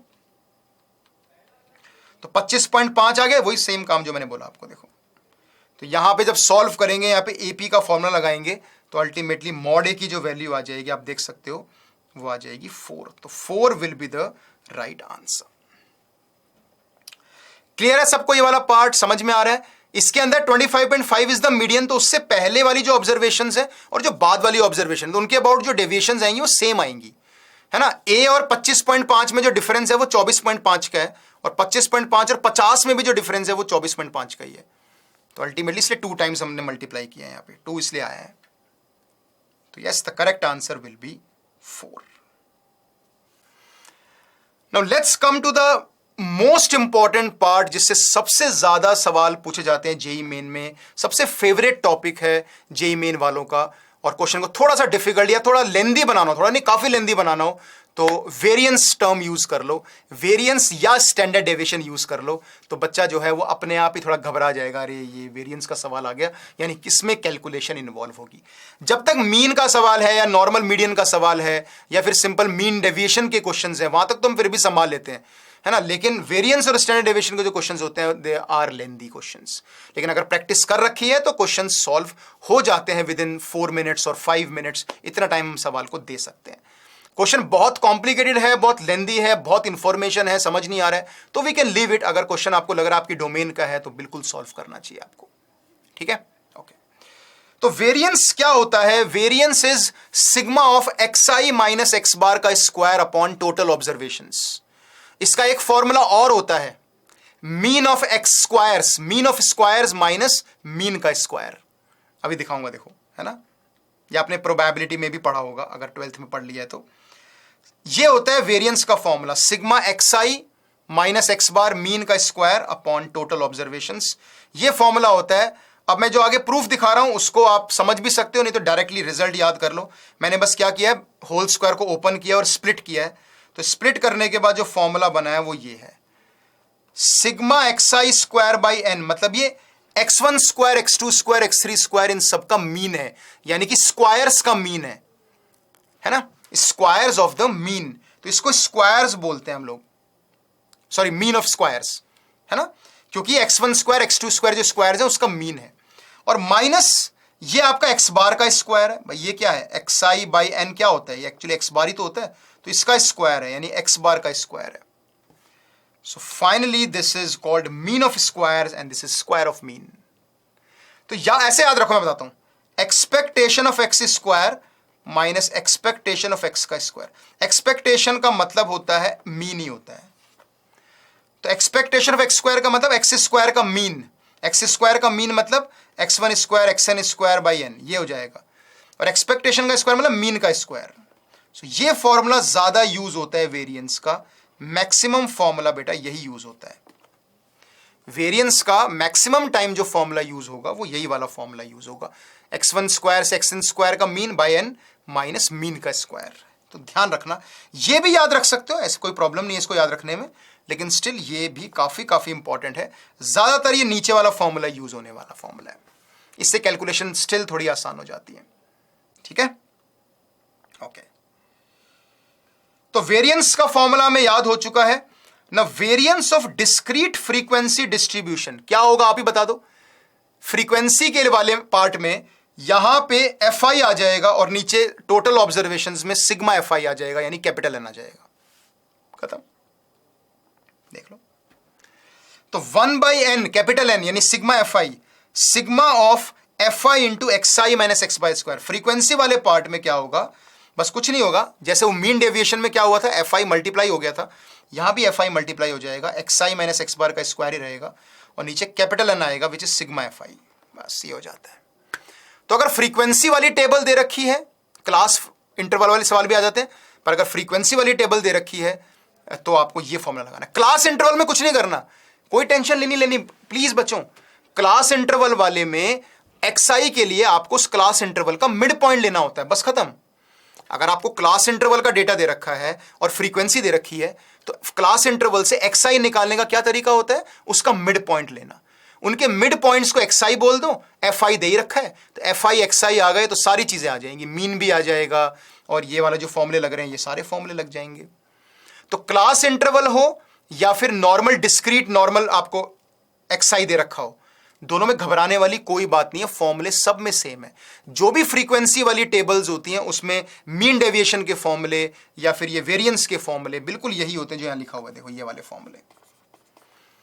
तो घबराना नहीं, अगर xi नॉर्मली दे रखा है तो ठीक है, fi तो दे ही रखा होगा। अगर क्लास इंटरवल दे रखी है तो आपको xi उसके मिड पॉइंट्स को लेना पड़ता है, बस मिड पॉइंट फंडा लग जाता है वहां पे, सिंपल।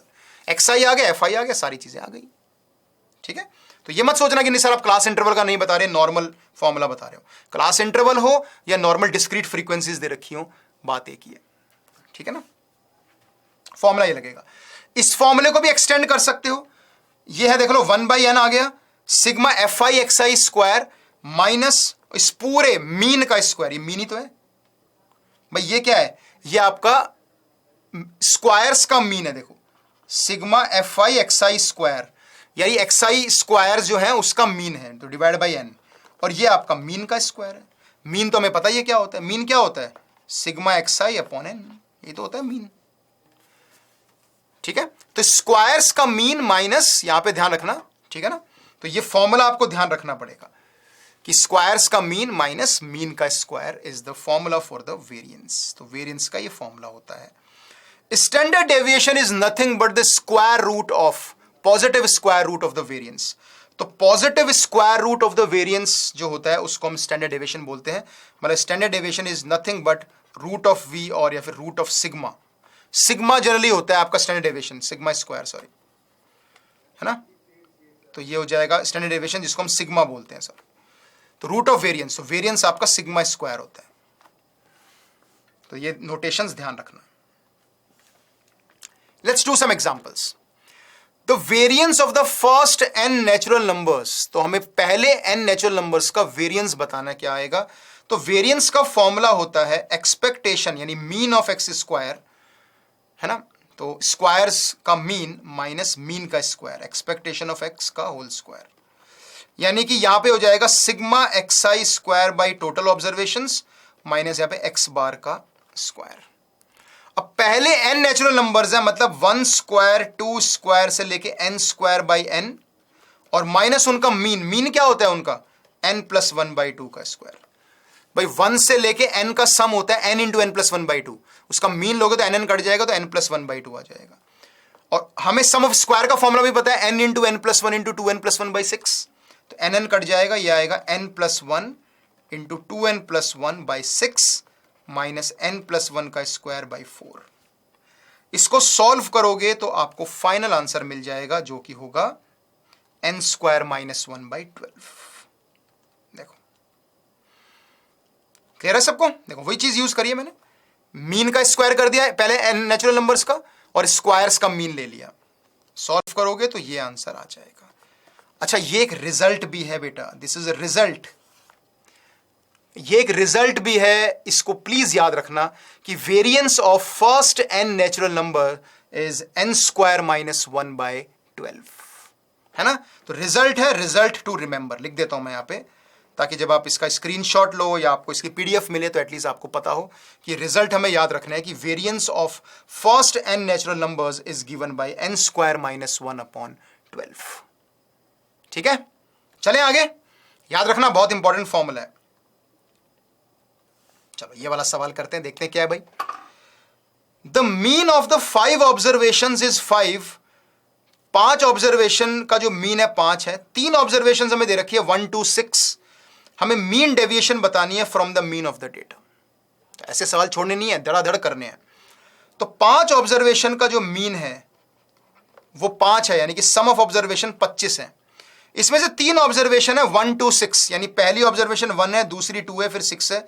जो बची हुई आपकी ऑब्जर्वेशंस हैं, तो जो बची हुई ऑब्जर्वेशंस हैं, ठीक है, वो आपकी क्या हो जाएंगी? वो हो जाएंगी आपकी 25। तो यानी कि बची ऑब्जर्वेशन x4 x5 का जो सम आएगा वो आ जाएगा 16। यहां तक कोई डाउट किसी को? ठीक है, तो 5 ऑब्जर्वेशन का मीन 5 है, तो सम ऑफ ऑब्जर्वेशन 25 हो गया। 3 ऑब्जर्वेशन दे रखी है 1 2 6, तो बची हुई 2 ऑब्जर्वेशन x4 x5 का सम हो गया 16। निकालना क्या है? Mean deviation from the mean of the data. ठीक है, तो मीन डेविएशन क्या होता है? सिग्मा xi माइनस x बार का मॉड अपॉन टोटल ऑब्जर्वेशन, यही निकालना है हमें अल्टीमेटली। तो निकाल लेते हैं। तो एक आपका जो मीन आ रहा है वो कितना आ रहा है? मीन तो 5 दिया हुआ है क्वेश्चन में, हमें क्वेश्चन में 5 दिया हुआ है मीन। तो पहली ऑब्जर्वेशन है 1, तो 1 माइनस 5। दूसरी जो ऑब्जर्वेशन है, ठीक है, वो है आपकी 2 माइनस 5 का मॉड। अगली ऑब्जर्वेशन है आपकी 6 माइनस 5 का मॉड। उसकी अगली ऑब्जर्वेशन है x4 माइनस 5 का मॉड, फिर है x5 माइनस 5 का मॉड, और इसको 5 से हम लोग डिवाइड कर देंगे। नाउ x4 माइनस 5 का मॉड और x5 माइनस 5 का मॉड निकालने के लिए ध्यान से देखना, मैंने मान लिया कि x4 और x5 5 से बड़े हैं, क्योंकि पहली ऑब्जर्वेशन 1 मान ली, फिर दूसरी 2 मान ली, फिर 6 मान ली। 6 जो आ रहा है वो मीन से बड़ा आ रहा है, तो ऑटोमेटिकली x4 और x5 भी जो होंगी वो 5 से यानी मीन से बड़ी होंगी। समझ में आया? 1 2 6 x4 x5, ये आपकी ऑब्जर्वेशन है। देखो ये मीन आपका 5 आ रहा है, तो अगर मैं 1 2 6 x4 x5 लिखता हूं तो मीन 5 आ रहा है, तो मान रहे हैं कि x4 x5 की वैल्यूज 5 से बड़ी है। तो x4 माइनस 5 और x5 माइनस 5 की वैल्यू 6 यानी कि 26 हो जाएगी, नहीं सॉरी 6 हो जाएगी। मैंने इसमें 5 माइनस किया, यहां भी 5 माइनस किया, तो x4 माइनस 5 और x5 माइनस 5 की वैल्यू 16 माइनस 10 यानी कि 6 हो जाएगी। अब हो जाएगा सॉल्व। तो ये हो गया 4, 4 प्लस 3 7, 7 प्लस 1 8, 8 प्लस 6 14, 14 बाई 5 इसका आंसर आ जाएगा, और 14 बाई 5 हो जाता है आपका 2.8। 2.8 is the right answer. So try to understand कि यहां पे हमारे पास 5 ऑब्जर्वेशंस का सम है और 3 ऑब्जर्वेशन, सबसे छोटी ऑब्जर्वेशन मैंने मान ली 1 2 6, और बड़ी ऑब्जर्वेशन है आपकी x4 x5। अब 6 भी मीन से बड़ा है, तो x4 x5 बड़ा माना है हमने, तो वो भी 5 से बड़ा ही एज्यूम करेंगे। तो बस हमने यही काम किया, यहाँ पे मीन डेविएशन अबाउट मीन निकालना था। तो 1 माइनस 5 का मॉड, 2 माइनस 5 का मॉड, 6 माइनस 5 का मॉड पॉजिटिव होगा, x4 माइनस 5 का भी पॉजिटिव मान लिया और x5 माइनस 5 का भी पॉजिटिव मान लिया। तो वहां से x4 प्लस x5 की जो वैल्यू 16 है, तो इन दोनों का सम 6 आ जाएगा। तो फाइनली जब ऐड किया तो 14/5 is the mean deviation about the mean. So that's why the correct answer will B, देख सकते हो आप, वो आ जाएगा 2.8। तो x4 - 5, x5 - 5 6 आ गया। देखो आप खुद सॉल्यूशन देख सकते हो। और यहां पे जब हमने सॉल्व किया इसको तो 2.8 इसका सही आंसर आ गया। अंडरस्टूड? यहां तक किसी को कोई भी डाउट? सबको समझ में आ रहा है? एनी डाउट्स बेटा? Is it understood? चलो आगे चलते हैं, नेक्स्ट क्वेश्चन करते हैं। The mean and the standard deviation of 5 observations are 9 and 0। Okay, अब ये सवाल आ गए मीन और स्टैंडर्ड डेविएशन के, मीन और वेरिएंस के। अब शुरू हो गए सवाल, अब खतरनाक सवाल आएंगे, है ना। तो मीन और स्टैंडर्ड डेविएशन जो है वो आपको दे रखे हैं 9 और 0, 5 ऑब्जर्वेशंस का। अगर एक ऑब्जर्वेशन को हमने चेंज कर दिया such that mean of the new set of 5 observation becomes 10, तो आपको उनकी स्टैंडर्ड डेविएशन बतानी है। ये सवाल बेटा करने लायक सवाल है। It will take your some time, 3 minute, 4 minute, 5 minute, depend on your speed. लेकिन ऐसे क्वेश्चंस आप ट्राई कर सकते हो एग्जाम में, बिल्कुल अटेम्प्ट कर सकते हो। क्योंकि ठीक है, क्वेश्चन समझ में आ रहा है, कुछ ना कुछ हमें करना है, यहाँ पे सॉल्व करना है। आई होप ज्यादा कैलकुलेशन ना हो। अगर बहुत कैलकुलेटिव सवाल या बहुत कंफ्यूजिंग लैंग्वेज लगती है तो ही हम छोड़ेंगे, अदरवाइज हम स्टैटिस्टिक्स का क्वेश्चन सॉल्व कर सकते हैं। देखो क्या है क्वेश्चन।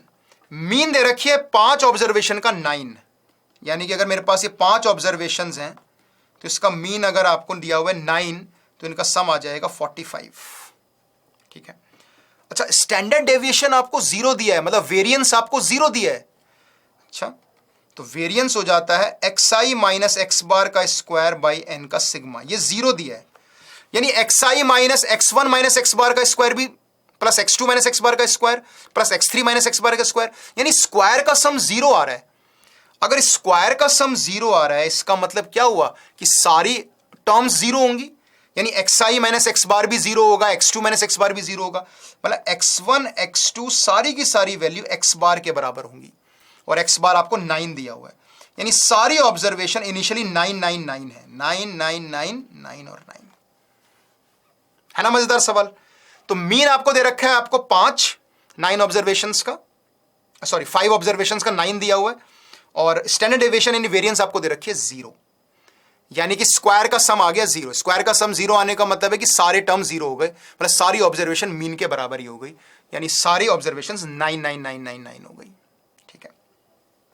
अब एक ऑब्जर्वेशन को हमने चेंज किया, किसी भी एक ऑब्जर्वेशन को चेंज कर दिया, लेट्स से एक x5 को चेंज कर दिया, तो जो नया सेट आया 5 ऑब्जर्वेशंस का वो 10 आ गया। ठीक है।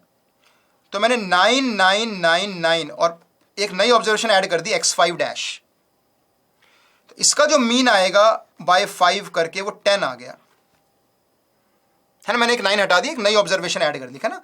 One of the observation is changed, तो 9 हटा के नई ऑब्जर्वेशन डाल दी, तो जो नया मीन आया आप देख लो वो 10 आ गया। तो आपकी जो ऑब्जर्वेशन चेंज हुई है वो 50 माइनस 36 14 हो गई। तो जो ऑब्जर्वेशन चेंज हुई है वो 14 हो गई। इसका मतलब जो नई ऑब्जर्वेशन का सेट आया है वो है 9999 और 14। अब मुझे इसका स्टैंडर्ड डेविएशन निकालना है, तो इसका स्टैंडर्ड डेविएशन निकालने का तरीका है अंडर रूट ऑफ, निकाल सकते हैं स्टैंडर्ड डेविएशन, बिल्कुल निकाल सकते हैं, xi माइनस एक्स बार का स्क्वायर का सिग्मा अपॉन टोटल ऑब्जर्वेशंस, जो कितनी है 5, और एक्स बार तो आपका 10 है, तो बस देख लेते हैं। 9 माइनस 10 का स्क्वायर 1 है ना, 5 बाहर आएगा, सॉरी ठीक है अंदर ही आएगा। तो 9 माइनस 10 का स्क्वायर 1 प्लस 1 प्लस 1 प्लस 1 4 आ जाएगा। ठीक है, प्लस, और 14 माइनस 10 का स्क्वायर 16 आ जाएगा, बाई 5 आ जाएगा, 20/5 4 का रूट हो जाएगा।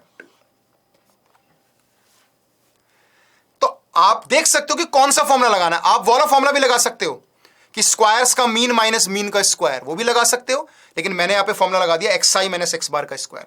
मेरे पास 5 ऑब्जर्वेशंस हैं और मेरे को मीन भी पता है 10 है, तो 9 माइनस 10 का स्क्वायर, 9 माइनस 10 का स्क्वायर, 9 माइनस 10 का स्क्वायर, 9 माइनस 10 का स्क्वायर प्लस 14 माइनस 10 का स्क्वायर, सबको ऐड कर दिया, बाय 5 करके रूट ले लिया, तो 4 का root 2 is the right answer. तो ऐसे आपको कैलकुलेशन करना है। It will take your 3 minutes to 5 minutes आपको लग सकते हैं करने में, जो कि कंप्लीटली ओके जेईई मेन के पेपर के लिए। सॉल्यूशन भी देख लो, सॉल्यूशन भी अपने पास। तो मीन आपका 9 है, स्टैंडर्ड डेविएशन 0 है। इसका मतलब जैसे मैंने बोला कि एक्साइज जितने भी होंगे वो एक्स बार के बराबर होंगे, 9999 होंगे, है ना। तो अगर एक ऑब्जर्वेशन को मैंने चेंज कर दिया तो रिमेनिंग मीन आपका 10 दिया हुआ है, तो ऑब्जर्वेशन 14 आ जाएगी। बिल्कुल सही बात है। तो 9 9 9 9 14 ये 5 आपकी ऑब्जर्वेशन हो जाएंगी। अब इसका आपको स्टैंडर्ड डेविएशन निकालना है, तो मैंने निकाला, सॉल्व किया, yes I got the answer जैसे मैंने किया। बिल्कुल 2 is the right answer, D is the right option. ठीक है बच्चों, समझ में आ रहा है कि नहीं आ रहा, बताओ जल्दी से फटाफट। इज एवरीथिंग ओके, समझ में आ रहा है, सब कुछ डन? ठीक है, चलो आगे चलते हैं, लेट्स मूव फॉरवर्ड। अगला सवाल है, if mean and the standard deviation of the data 3 5 7 A B are 5 and 2 respectively, then a and b are the roots of the equation। ठीक है, तो अगर मीन और स्टैंडर्ड डेविएशन किसी डेटा के 5 and 2 हैं, तो आपको ए और बी बताना है किसके रूट्स हैं। ठीक है, तो पहले मीन का फॉर्मूला यूज करते हैं, इन सब का सम करेंगे तो ये आएगा 15 प्लस ए प्लस बी, और बाय 5 ऑब्जर्वेशन है, मीन आपका 5 है, तो a प्लस बी का जो सम आ गया वो 10 आ गया, मतलब सम ऑफ द रूट्स टू 10 आ गया। तो ए ऑप्शन गलत हो गया ऑप्शन एलिमिनेशन से, बस ए ऑप्शन गलत हो गया, बाकी सब में सम ऑफ द रूट्स 10 आ रहे हैं। अब बात करते हैं स्टैंडर्ड डेविएशन की। स्टैंडर्ड डेविएशन 2 दे रखा है, मतलब कि वेरिएंस आपको 4 दे रखी है, और वेरिएंस का फॉर्मूला में अच्छे से पता है, sigma X I square by N, यानी 5 माइनस मीन का स्क्वायर, मीन आपको 5 दे ही रखा है, तो 25 इक्वल टू 4। तो आपका एक्सआई स्क्वायर का जो सिग्मा होगा वो आएगा 29 इंटू 5 विच इज 145। कर लेते हैं सॉल्व। एक्सआई स्क्वायर क्या आ जाएगा, ऐसे ही करने हैं सारे सवाल, घबराना नहीं बिल्कुल भी, बहुत इजी क्वेश्चंस होते हैं ये वाले। तो 3 का, अब देखो XI square bye 5 minus mean का स्क्वायर इक्वल टू वेरिएंस, तो 29 टू 5 145, तो सबका स्क्वायर का सम 145, यानी कि 9 plus 25 plus 49 plus A square plus B square equal to 145। तो यहां से A square plus B square की जो वैल्यू आ जाएगी वो आएगी 34 प्लस 49, 34 और 49 कितना होता है 83, तो 145 में से अगर 83 चले गए तो ये आ जाएगा 262 आ जाएगा। तो ए स्क्वायर प्लस बी स्क्वायर 62 आ गया और ए प्लस बी 10 आ गया। हमें ए बी निकालना है, प्रोडक्ट ऑफ द रूट्स निकालना है, तो लगाते हैं algebraic identity, A plus B का square minus 2ab is equal to 62, तो 100 माइनस 62 इज 38, 38 बाई 2 इज 19, तो ए बी की वैल्यू 19 आ जाएगी। तो सम ऑफ द रूट्स 10 दिया हुआ है, प्रोडक्ट ऑफ द रूट्स 19 दिया हुआ है, तो the equation formed will be X square minus 10x plus 19 is equal to 0। D is the right. Hardly a 2-3 minute problem, 2 से 3 मिनट में ये बहुत ही आसानी से सॉल्व हो जाएगा। ऐसी करनी है कैलकुलेशन आपको एग्जाम में, ठीक है ना। मीन दे रखा है, मीन से एक रिलेशन आया, वेरिएंस स्टैंडर्ड डेविएशन जब देते हैं तो हम वेरिएंस ही यूज कर लेते हैं, वेरिएंस से एक रिलेशन आ गया, और जैसे ही वेरिएंस से एक रिलेशन आ गया वहां से आपको a प्लस बी मिल गया, ए स्क्वायर प्लस बी स्क्वायर मिल गया, एल्जेब्रिक आइडेंटिटी से ए बी भी मिल गया, तो वहां से आपको आंसर मिल गया। तो you can see the solution, फटाफट से a प्लस बी 10 आएगा, वेरिएंस 4 है, बिल्कुल सेम तरीका है, A square plus B square 62 आएगा, वहां से ए बी 19 आ जाएगा। Yes, so the equation will be X square minus 10x plus 19 is equal to 0। ठीक है बच्चों, समझ में आ रहा है सबको कैसे करने हैं क्वेश्चंस, मीन के, स्टैंडर्ड डेविएशन के, वेरिएंस के, है ना। धीरे धीरे लेवल को इंप्रूव करते हैं, इंक्रीज करते हैं। ओके, कंबाइंड वेरिएंस देख लो या कंबाइंड स्टैंडर्ड डेविएशन देख लो क्या होता है। कंबाइंड मीन तो हमने देख लिया था, कंबाइंड मीन तो हमने पढ़ लिया, अब आता है कंबाइंड वेरिएंस। तो कंबाइंड वेरिएंस होता है 1/n1 प्लस n2, यानी कि टोटल ऑब्जर्वेशन का sum, n1 into sigma 1 square plus d1 square, और plus n2 into sigma 2 square plus d2 square. Sigma जो होता है वो वेरिएंस होता है। अगर मेरे पास 2 ऑब्जर्वेशन का सेट है, एक में n1 ऑब्जर्वेशन है, एक में n2 ऑब्जर्वेशन है, एक का वेरिएंस जो है वो सिग्मा 1 स्क्वायर है, एक का वेरिएंस सिग्मा 2 स्क्वायर है, ठीक है। एक का जो आपका d1 है, यानी कि जो मीन डेविएशन है वो x माइनस x1 बार है, x बार माइनस x1 बार, मतलब कंबाइंड मीन माइनस एक ऑब्जर्वेशन का मीन, और d2 है आपका कंबाइंड मीन उस दोनों ऑब्जर्वेशंस का, दोनों सेट ऑफ ऑब्जर्वेशन जो भी आपको दे रखी है, माइनस x2 बार, ये आपके d1 d2s हैं। तो ये फॉर्मूला आप याद रख सकते हो, क्योंकि कभी कभार ये एग्जाम में आ जाता है। मैं ये नहीं कहूंगा बिल्कुल नहीं आता, ये आता है, 100% आ जाता है। तो हमारे पास कभी कभार वेरिएंस के 2 सेट्स होते हैं और हमें नए कंबाइंड सेट का फॉर्मूला या निकालना होता है। तो मान लो मेरे पास दो कोई भी सेट है जिसमें आपको n1 दिया हुआ है लेट्स से 5 और x बार दिया हुआ है 10, ऐसी सेम n2 दिया है 10 और आपका x बार दिया हुआ है 20, इस टाइप से कुछ दिया हुआ है। तो यहां से जो नया कंबाइंड मीन आ जाएगा पहले तो आप वो निकाल लेना, जो भी कंबाइंड मीन आएगा, जैसे 50 प्लस 200 अपॉन टोटल 15, तो यहां से 250 बाई 15 आपका नया मीन आएगा। तो आपको जो d1 होगा वो क्या होगा, x बार माइनस x1 बार हो जाएगा, या x1 बार ले लो x2 बार ले लो, और ऐसे जो d2 हो जाएगा वो आपका x बार माइनस x2 बार हो जाएगा। d1 d2 आ गए। इनके स्टैंडर्ड डेविएशन भी आपको दिए होंगे कुछ ना कुछ, कि या फिर वेरिएंस दे, जैसे मान लो इसकी वेरिएंस 5 दे रखी है और इसकी वेरिएंस आपको मान लो 6 दे रखी है, तो आपको ये फॉर्मूला याद रखना है, this is the combined variance. ये कंबाइंड वेरिएंस है n1 के साथ sigma 1 square plus d1 square, n2 के साथ sigma 2 square plus d2 square upon n1 plus n2, total observations. तो आपको वैल्यूज पुट करनी है, d1 की, d2 की, सिग्मा 1 की, सिग्मा 2 की और n1 और n2 की। 6 अननोन्स हैं इसके अंदर, n1 n2 sigma 1 sigma 2 d1 d2, ये ध्यान रखना अगर याद रख सकते हो तो, है ना। क्वेश्चन कम आते हैं, वेटेज बहुत कम है, लेकिन स्टिल अगर आता है या एक आध बार आ चुका है पहले भी तो आप इसको यूज कर सकते हो, ठीक है। कोफिशिएंट ऑफ वेरिएशन बहुत इजी टॉपिक है, इसका भी हार्डली सवाल जेई मेन में पूछते हैं, क्योंकि generally question standard deviation variance से आते हैं, या मीन डेविएशन या मीन मीडियन से। तो कोफिशिएंट ऑफ वेरिएशन होता है sigma by x bar into 100, यानी कि standard deviation by mean into 100 is actually the coefficient of variation. तो डायरेक्ट क्वेश्चंस आते हैं इसके अंदर, जैसे एग्जांपल देख लेते हैं। Coefficient of variation for 2 series 75% है, तो 75% यानी 75 by 100 is equal to sigma 1 by x1 bar, और दूसरी है 90%, तो 90 by 100 is equal to sigma 2 by x2 bar, और स्टैंडर्ड डेविएशन आपको 15 और 18 दे रखे हैं, तो स्टैंडर्ड डेविएशन यहां पे आप 15 यूज कर लो, यहां पे 18 यूज कर लो, बस हो गया। 15 यूज करोगे 5 आएगा, तो सिग्मा 1 की वैल्यू x1 बार की जो वैल्यू आएगी 20 आ जाएगी, और अगर आप यहां पे 18 यूज करोगे 5, तो x2 भी आपका 20 आ जाएगा, दोनों के मीन्स बराबर आ जाएंगे, 20-20 आ जाएंगे। So it's quite simple, quite easy, कि अगर कोफिशिएंट ऑफ वेरिएशन का सवाल आपके एग्जाम में गलती से आ गया अगर, तो sigma by x bar into 100 is the formula. तो यहां पे सिग्मा दे रखा है, आपको एक्स बार निकालना है, तो बहुत आसान सा सवाल है। 20-20 यानी दोनों के मीन्स जो हैं वो बराबर आ जाएंगे। देखो एक्स बार इसका भी 20 आ गया, इसका भी 20 आ गया, दोनों का सेम मीन आ गया। तो coefficient of variation is a very very easy topic और वेरी लेस वेटेज वाला टॉपिक है, बट कुछ पता नहीं है जेईई मेन में किस सेशन में वो नए सवाल डाल दें, किसी में कंबाइंड मीन का सवाल डाल दें, या किसी में कंबाइंड वेरिएंस का सवाल डाल दें, किसी में कोफिशिएंट ऑफ वेरिएशन का सवाल डाल दें, कुछ भी हो सकता है। तो we have to be ready, हमें रेडी रहना है।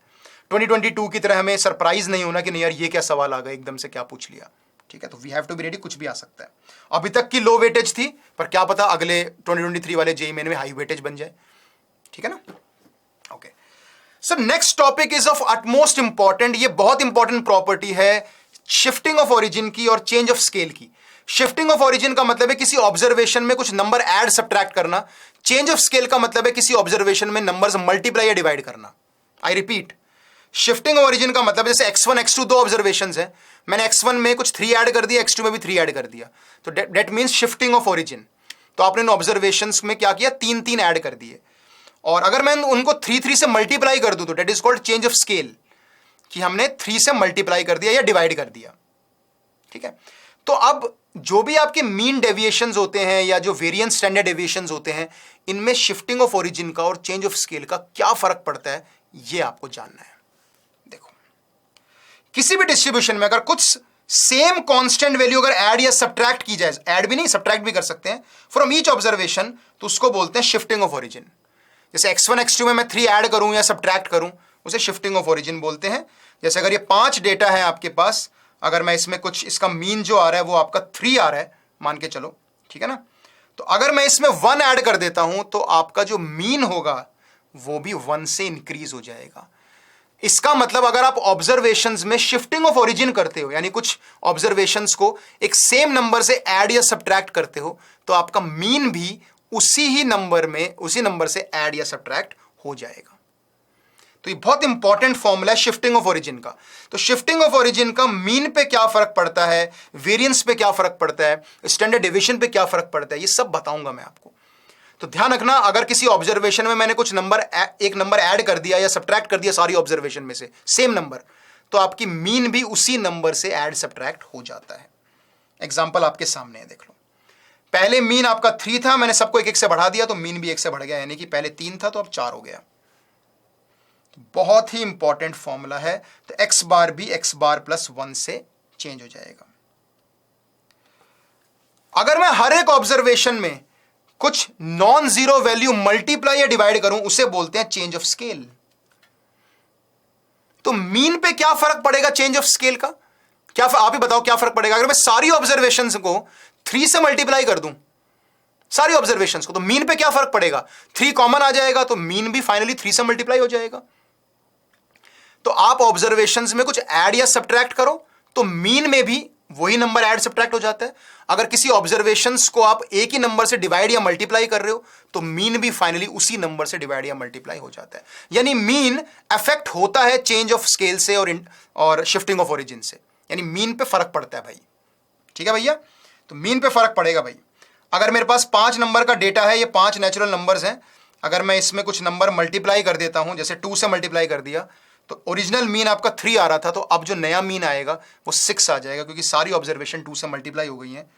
तो बिल्कुल चेंज ऑफ स्केल से मीन पे डेफिनेटली फर्क आने वाला है।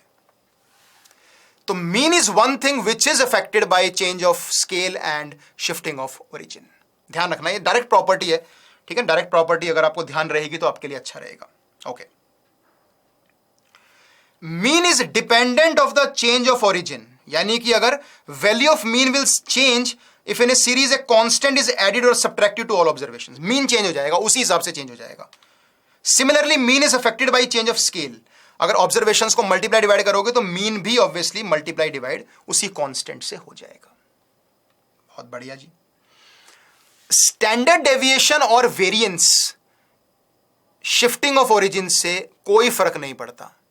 अगर x1 x2 x3 या कुछ ऑब्जर्वेशंस का स्टैंडर्ड डेविएशन अगर 5 है, तो अगर मैं उनमें कुछ नंबर ऐड सब्ट्रैक्ट भी कर दूं तो भी स्टैंडर्ड डेविएशन 5 ही रहेगा और आपका जो वेरिएंस होगा वो 25 ही रहेगा।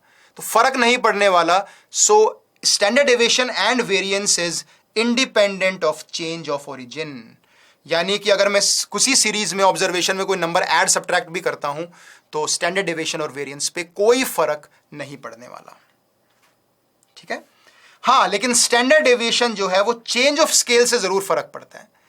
मतलब अगर मैं ऑब्जर्वेशंस को a से मल्टीप्लाई कर दूंगा तो फाइनली आपका जो स्टैंडर्ड डेविएशन होगा वो भी a से मल्टीप्लाई हो जाएगा, ध्यान रखना। लेकिन वेरिएंस में a स्क्वायर आ जाएगा, देखना, मतलब variance of ax is equal to a square variance of x।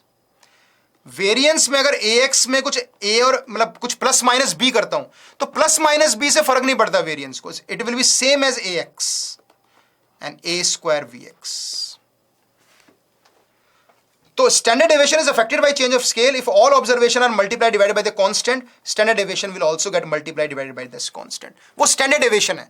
अगर स्टैंडर्ड डेविएशन में ax की निकाल रहा हूं, मतलब 2x की निकाल रहा हूं, 2x1 2x2 2x3, तो फाइनल जो आएगी वो आपकी स्टैंडर्ड डेविएशन 2 से मल्टीप्लाई हो जाएगी, ट्वाइस ऑफ x1 x2 वाली जो स्टैंडर्ड डेविएशन है ना। अगर आपकी स्टैंडर्ड डेविएशन मान लो, ठीक है, किसी की सिग्मा है, ठीक है, और किस ऑब्जर्वेशन की, इसकी x1 की x2 की इसकी, तो अगर मैं इसको a से मल्टीप्लाई या a से मल्टीप्लाई कर दूं ax1 ax2 तो इसकी a सिग्मा हो जाएगी, बस ये है। लेकिन वेरिएंस हो जाएगी a square of the variance, a square sigma square, a square बाहर आ जाएगा, ध्यान रखना है बेटा ये बात, ठीक है ना। तो a स्क्वायर बाहर आएगा। अगर आप वेरिएंस ax की निकालना चाहते हो, ax प्लस b की निकालना चाहते हो, पहली बात तो वेरिएंस में प्लस b माइनस b से फर्क नहीं पड़ता, वो ax के बराबर ही होगी। पर वेरिएंस में a स्क्वायर बाहर आता है, स्टैंडर्ड डेविएशन में सिर्फ a ही बाहर आता है बस। तो चेंज ऑफ स्केल से फर्क पड़ता है, ओरिजिन चेंज होने से फर्क नहीं पड़ता इन दोनों को, स्टैंडर्ड डेविएशन को भी और वेरिएंस को भी। चलो let's do this example. Let the mean and the variance of 5 observations is 24/5। तो मीन आपको दे रखा है 5 ऑब्जर्वेशंस का 24/5, मतलब x1 plus x2 plus x3 to टू x5 आ जाएगा 24। ये सबको समझ में आ गया, 5 5 कट गया। मीन का मैंने यूज कर लिया। दूसरा आपको दे रखा है, वेरिएंस दे रखी है 194/25। वेरिएंस क्या होती है? वेरिएंस होती है x1 स्क्वायर से लेके x5 square by 5 minus mean का स्क्वायर। मीन का स्क्वायर है 576/25, 24/5 का स्क्वायर। कितनी दे रखी है? ये 194/25 दे रखी है। मतलब x1 स्क्वायर से लेके x5 स्क्वायर का जो सम आएगा वो आएगा आपका 576/194/5।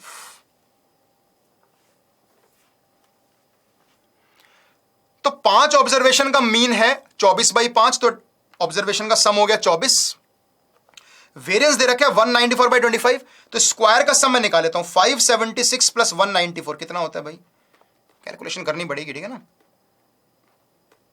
770 को 5 से डिवाइड कर दो, कितना आ रहा है? 770 को 5 से डिवाइड करोगे तो आएगा 1 और ये आएगा 54, 154 आ जाएगा। तो एक रिलेशन मेरे पास ये आ गया। Mean of the first 4 observation 7/2 है, यानी पहली 4 ऑब्जर्वेशन का मीन डिवाइड बाई 4 इज 7/2, तो ये इनका सम 14 आ गया। तो x1 प्लस x2 से लेके x4 का सम 14 आ गया, क्योंकि मीन 7/2 था और पांचों का सम 24 है। इसका मतलब x5 की वैल्यू 10 आ जाएगी बेटा। तो हमें x5 ही तो चाहिए अल्टीमेटली। आसान क्वेश्चंस होते हैं, बहुत ज्यादा भी परेशानी उठाने वाली बात नहीं है। कुछ क्वेश्चंस होते हैं जो बहुत लेंदी होते हैं, जिनको छोड़ना पड़ता है। अदरवाइज आप देख सकते हो कि इसी साल का क्वेश्चन है और ये सवाल करने लायक है। बस थोड़ी हिम्मत दिखानी पड़ेगी, थोड़ी कैलकुलेशन प्रैक्टिस करनी पड़ेगी, तो काम बन जाएगा। जेईई में 4 नंबर मिल जाएंगे बेटा। तो 5 ऑब्जर्वेशन का सम 24 है, उन्हीं पांचों के स्क्वायर का सम मैंने निकाल लिया, 154 आ गया, 154 आ गया।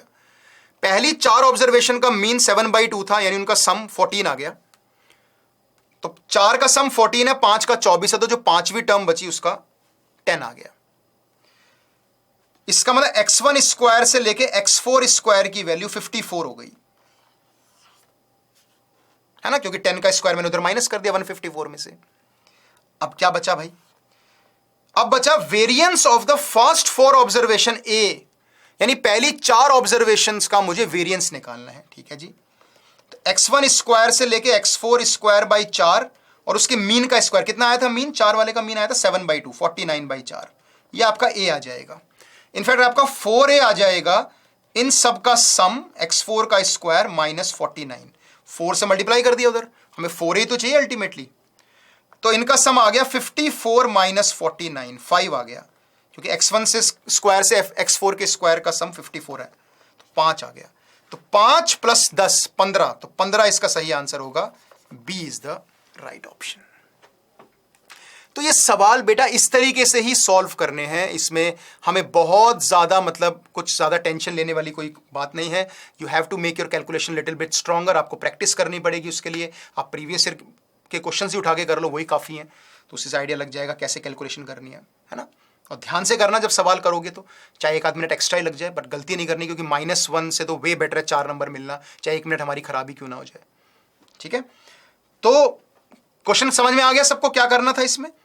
वेरिएंस और मीन का फॉर्मूला यूज किया।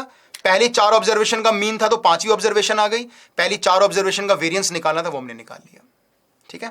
तो yes, the correct answer for this problem will be 15। Okay, अगला सवाल करते हैं, है ना। आपको सारी कैलकुलेशंस करके बताना, चाहे सॉल्यूशंस भी हैं, but I am doing the calculations ताकि आपको लगे कि हाँ यार कैलकुलेशंस हमें करनी है, सीखनी है, प्रैक्टिस करनी है, ठीक है। The mean and the standard deviation of 50 observations are 15 and 2।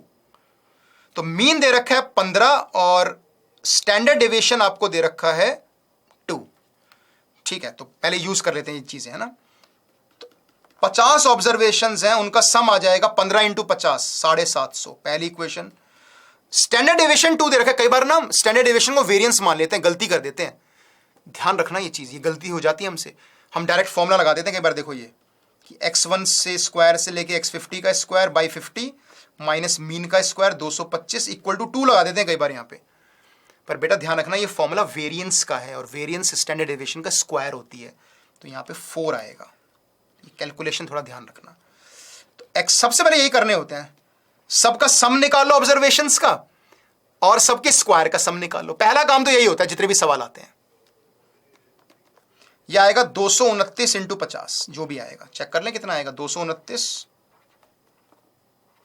बाप रे, 11,450 स्क्वायर का सम आ रहा है। चलो ठीक है, कोई बात नहीं। सेकंड पार्ट, अब it was found that one incorrect observation was taken such that sum of correct and incorrect observation is 70। मतलब हमने मान लो x50 जो आखिरी ऑब्जर्वेशन थी वो गलत ले ली, ठीक है, तो गलत ऑब्जर्वेशन ले ली हमने और उसकी जगह x50 डैश करेक्ट मतलब इनकरेक्ट ऑब्जर्वेशन थी वो इनकरेक्ट ले ली, उसकी जगह करेक्ट ऑब्जर्वेशन डाल दी। ध्यान से देखना, तो x1 और नया मीन भी दे दिया 16 आएगा। चलो ठीक है, तो एक काम करते हैं, ये जो 50 वाला टर्म था मान लो गलत ऑब्जर्वेशन है, x50 को मान लिया हमने incorrect observation, incorrect observation x50 को मान लिया, तो इसको उधर लेके चलेगा 750 माइनस x50 और हमने सही ऑब्जर्वेशन ऐड कर दिया x50 डैश, है ना, x50 डैश को हमने करेक्ट ऑब्जर्वेशन माना है, तो दोनों तरफ ऐड कर दिया x50 डैश। अब जो नया मीन है जब इसे 50 से डिवाइड करोगे तो जो नया मीन आ रहा है वो कितना दिया हुआ है हमें क्वेश्चन में, 16 दिया हुआ है, मतलब कि x50 डैश माइनस x50 आपको 50 दिया हुआ है, 800 माइनस 750 ये आपको दिया हुआ है, और आपको सम भी दिया हुआ है, करेक्ट ऑब्जर्वेशन का और इनकरेक्ट ऑब्जर्वेशन का सम भी दिया हुआ है, that is equal to 70। Two equations, two variables, तो यहां से x50 डैश की वैल्यू 60 आ जाएगी और इनकरेक्ट ऑब्जर्वेशन की वैल्यू 10 आ जाएगी, मतलब 10 इनकरेक्ट ऑब्जर्वेशन थी, ठीक है ना, उस 10 की जगह हमें 60 डालना है। हमें करेक्टेड वेरिएंस बतानी है। अब ये हाँ थोड़ा सा लेंदी सवाल है, अब ये आपके ऊपर है कि अगर आप ऐसे क्वेश्चंस में कॉन्फिडेंट फील करते हो तो you have to give 5, 6, 7 minutes to this problem, और अगर नहीं कॉन्फिडेंट फील करते, लगता है नहीं यार काफी लेंदी हो सकता है इनकरेक्ट करेक्ट ऑब्जर्वेशन, तो इसको छोड़ सकते हो, पेपर में बाद में अगर टाइम मिलता है तो कर सकते हो, क्योंकि बाकी क्वेश्चन पे भी डिपेंड करता है। अगर आप बाकी क्वेश्चंस आपको अच्छे से आते हैं तो आप इसमें टाइम वेस्ट मत करना स्टैट्स के सवाल में, फिर आप और 2 सवाल कर लेना उसकी जगह, है ना। लेकिन हाँ लगता है पूरा पेपर ही टफ है, ये करना ही पड़ेगा तो फिर करना पड़ेगा, ठीक है।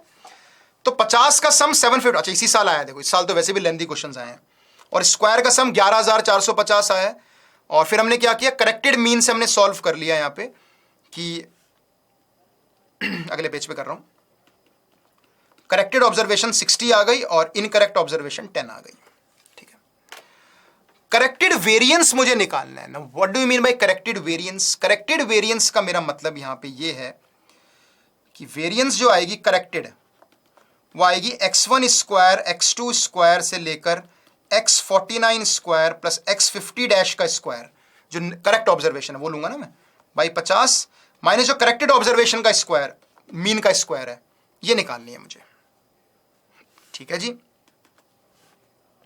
अब x1 से स्क्वायर से लेकर 49 के स्क्वायर का सम कितना आ रहा है देख लेते हैं पीछे से, ये निकालना पड़ेगा मुझे यहां से, x1 स्क्वायर से लेके x49 का स्क्वायर, क्योंकि जो x50 था वो तो आपका कितना था, x50 निकाला ना हमने, 10 निकाला x50, देखो x50 10 निकाला, तो 100 इसमें से माइनस करना पड़ेगा, तो 11,350 350 आ जाएगा।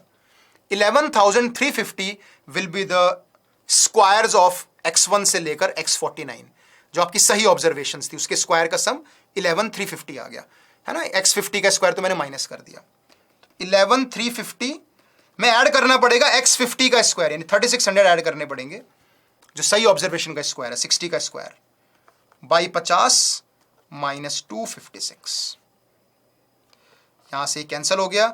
1135 में 360 ऐड करना पड़ेगा, 1135 में 360, 1495, तो 1495 by 5 minus 256 will be your corrected variance. ये आएगा 2, आएगा 10, 49 यानी 9, फिर 5, 295 में से 256 गए तो कितना आएगा आंसर बताओ, 295 माइनस 256, 295 ही आ रहा है ना, 299 सॉरी 299, सो 299 माइनस 256 आ जाएगा आपका 43, तो 43 इसका सही आंसर आएगा। इस तरह के सवाल है जहां पे हम बच्चे थोड़ा कंफ्यूज होते हैं, सर ऐसे क्वेश्चन अटेम्प्ट करें या ना करें। हाँ तो इसमें डिपेंड करता है पेपर के लेवल पे, अगर आपको बाकी क्वेश्चन पेपर आसान लग रहा है या आपको लग रहा है आपसे हो सकते हैं और आप टाइम दे सकते हो तो आप वो कर सकते हो, इसको छोड़ सकते हो। लेकिन अगर otherwise if you are confident in these type of problems, थोड़ी कैलकुलेशन आपकी ठीक है, तो आप ऐसे क्वेश्चन अटेम्प्ट कर सकते हो। बट थोड़ा डाइसी सा प्रॉब्लम है। जनरली जो सवाल हमने पहले भी करे हैं वो करने लायक क्वेश्चन हैं, लेकिन हाँ ये little bit this is a lengthy type of problem, काफी लेंथी प्रॉब्लम है ना। इट विल टेक योर आराम से एग्जाम में प्रेशर सिचुएशन में आराम से आपके 5 से 7 मिनट ये ले जाएगा, ठीक है। पर क्या पता बाकी क्वेश्चंस भी सारे ऐसे ही हो, तो if are confident in stats, आपने पढ़ रखा है, तो करने लायक तो मतलब कर तो सकते हो, डूएबल प्रॉब्लम तो है, पर टाइम रिस्ट्रिक्शन आपको सोचना पड़ेगा। तो सम आ गया 750, स्क्वायर का सम आ गया 11,450, फिर मैंने एक सब्ट्रैक्ट किया, x50 उधर लेके चला गया और असली ये जो करेक्ट ऑब्जर्वेशन थी वो ऐड कर दिया, और वहां से आपको इनकरेक्ट और करेक्ट ऑब्जर्वेशंस की वैल्यूज मिल गई। तो नया वेरिएंस हमें निकालना था, वो हमने निकाल लिया, and the answer will be 43। Yes, 43 इसका सही आंसर हो जाएगा। Let's move to the next problem, अगला सवाल करते हैं। Let the observations satisfy the equations. xi minus 5 का जो सिग्मा है वो 10 है, और xi माइनस 5 का जो स्क्वायर का जो सिग्मा है वो आपका 40 है। Mu and lambda are the mean and the variance of the observations. अब ये क्वेश्चन मुझे थोड़ा आसान लग रहा है, करने लायक लग रहा है। ऐसे सवाल आते हैं तो बिल्कुल हमें करना ही करना है। हमें मीन निकालना है, म्यू किसका, x1 माइनस 3, x2 माइनस 3, इन सब का मीन निकालना है, x10 माइनस 3 इसका मीन बाई 10। तो एक काम भी कर सकते हैं हम लोग, क्यों ना हम x1, x2, x3 का मीन निकाल लें और फिर वो फंडा लगा दें शिफ्टिंग ऑफ ओरिजिन वाला, कि मीन जितना भी आएगा फाइनली जब 3 सब्ट्रैक्ट कर रहे हो तो फाइनल मीन से भी 3 सब्ट्रैक्ट हो जाएगा। ऐसा कर लें? हाँ सर कर सकते हैं। कैसे करें भाई? x1 x2 का मीन कैसे निकालें? यहां से निकाल लेते हैं। ये क्या दिया हुआ है आपको? ये दिया हुआ है x1 प्लस x2 से लेकर x10 माइनस 50 इक्वल टू 10। तो x1 से लेकर x10 इज इक्वल टू 60। तो जो आपका मीन आ गया x1 x2 का वो 6 आ गया। तो x1 x2 वाले का अगर मीन 6 आ गया, तो अगर मैं सब में 3 डिफरेंस कर रहा हूं, सब्ट्रैक्ट कर रहा हूं, तो फाइनल जो नया मीन आएगा उसमें से 3 सब्ट्रैक्ट हो जाएगा, यानी इसका जो आंसर आएगा वो 3 आ जाएगा। तो 3 आंसर आएगा, तो इसलिए ए और डी ऑप्शन तो वैसे ही गलत हो गए। वैसे भी कर सकते हो, x1 से लेके x10 का सम 60 आ रहा है, तो 60 माइनस 30 बाई 10 वही तो हो गया, ये 60 माइनस 30 बाई 10 3। या तो ऐसे कर लो, नहीं तो शिफ्टिंग ओरिजिन वाला कॉन्सेप्ट भी देख लो क्या लग रहा है कि x1 x2 का अर्थमेटिक मीन 6 आ रहा है, तो अगर हर ऑब्जर्वेशन मैंने 3 सब्ट्रैक्ट कर दिया है तो फाइनल मीन में भी 3 सब्ट्रैक्ट हो जाएगा। तो 3 इज द राइट आंसर। बात आती है इसके वेरिएंस की, इसके वेरिएंस की बात आती है। अब यहां पे अगर मैं वेरिएंस की बेटा बात करता हूं, तो मैंने बता रखा है आपको कि variance is independent of change in origin. Variance से फर्क नहीं पड़ता, xi minus 3, x2 minus 3, x10 minus 3 की जो वेरिएंस होगी, variance of these observations is same as variance of x1 x2 जो भी आ रहा है x10, या is same as the variance of xi x1 minus 5, x2 minus 5 या x10 माइनस 5। मतलब जो वेरिएंस xi माइनस 5 की आएगी, xi माइनस 5 जो वेरिएंस होगा वही आपका x1 माइनस 3, x2 माइनस 3 इनकी सेम वेरिएंस होती है, क्योंकि variance is independent of change in origin. तो जो x1 x2 की वेरिएंस आएगी वही 3 सब्ट्रैक्ट करने वाले की होगी, वही 5 सब्ट्रैक्ट करने वाले की होगी। खत्म क्वेश्चन, बस यहां कर लेते हैं, छोटे से डब्बे में खत्म हो जाएगा सवाल। तो वेरिएंस ऑफ xi माइनस 5 क्या होगा?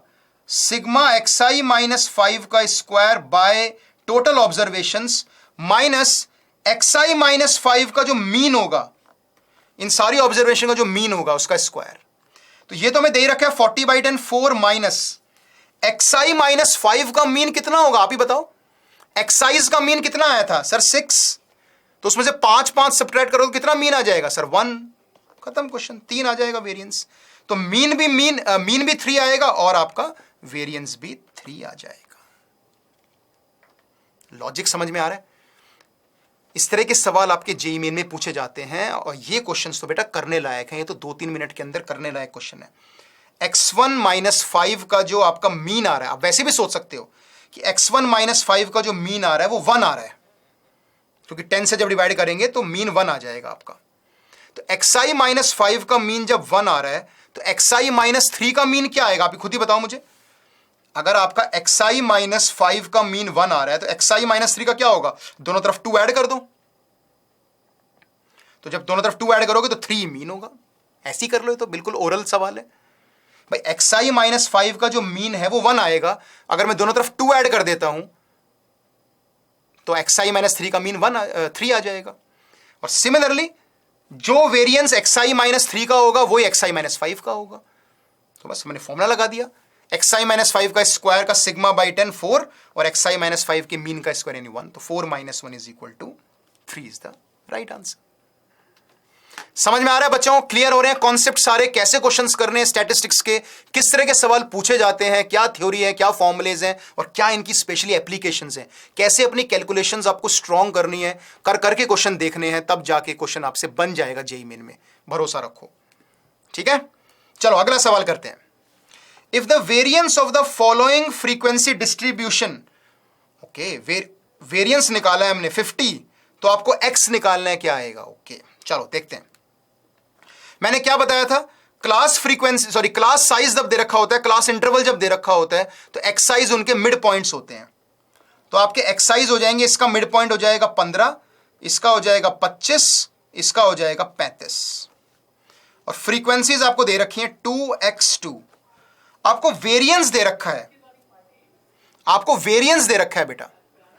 वेरिएंस क्या होता है, आप कोई भी फॉर्मूला लगा सकते हो, वो fi xi square by n वाला माइनस मीन का स्क्वायर वाला फॉर्मूला भी लगा सकते हो, वो आपकी मर्जी है, नहीं तो sigma simple fi into xi minus x बार वाला फॉर्मूला भी लगा सकते हो, इट्स अप टू यू, जो भी आप लगाना चाहो। ठीक है, तो वेरिएंस होता है sigma fi into xi minus x बार का स्क्वायर अपॉन सिग्मा fi। ये वेरिएंस होता है जो आपको 50 दे रखा है क्वेश्चन में। चलो तो सबसे पहले मीन निकाल लेते हैं। सर मीन क्या आएगा, मीन आता है sigma fi xi upon sigma fi, ये मीन आता है। जरा देखें मीन क्या आएगा, सिग्मा fi xi ये हो जाएगा आपका 30, fi xi का सम 30, इन दोनों का प्रोडक्ट 30, इन दोनों का 25x, इन दोनों का 70, और नीचे आएगा सिग्मा fi, इन सम का सम 4 प्लस एक्स। यह आएगा 100 plus 25x upon 4 plus x. अगर यहां से 25 कॉमन लोगे तो x प्लस 4 कट जाएगा, 25 आ जाएगा आंसर। तो आपका मीन बेटा 25 आ गया। आप कर ले सॉल्व, तो यह आएगा 2 टाइम्स xi माइनस 25 का स्क्वायर, मैंने fi की जगह 2 ले लिया, xi की जगह 15 और x बार तो हमारा आ ही गया है 25 प्लस। ओके, दूसरा fi आएगा मेरा x और ऑब्जर्वेशन है 25 और मीन भी है 25 का स्क्वायर प्लस, अगला फ्रीक्वेंसी है मेरा 2 और उसके बाद xi मेरा है 35 माइनस 25 का square, and that is equal to cross multiply 50 times sigma fi मतलब 4 प्लस एक्स। तो ये तो 0 ही हो गया,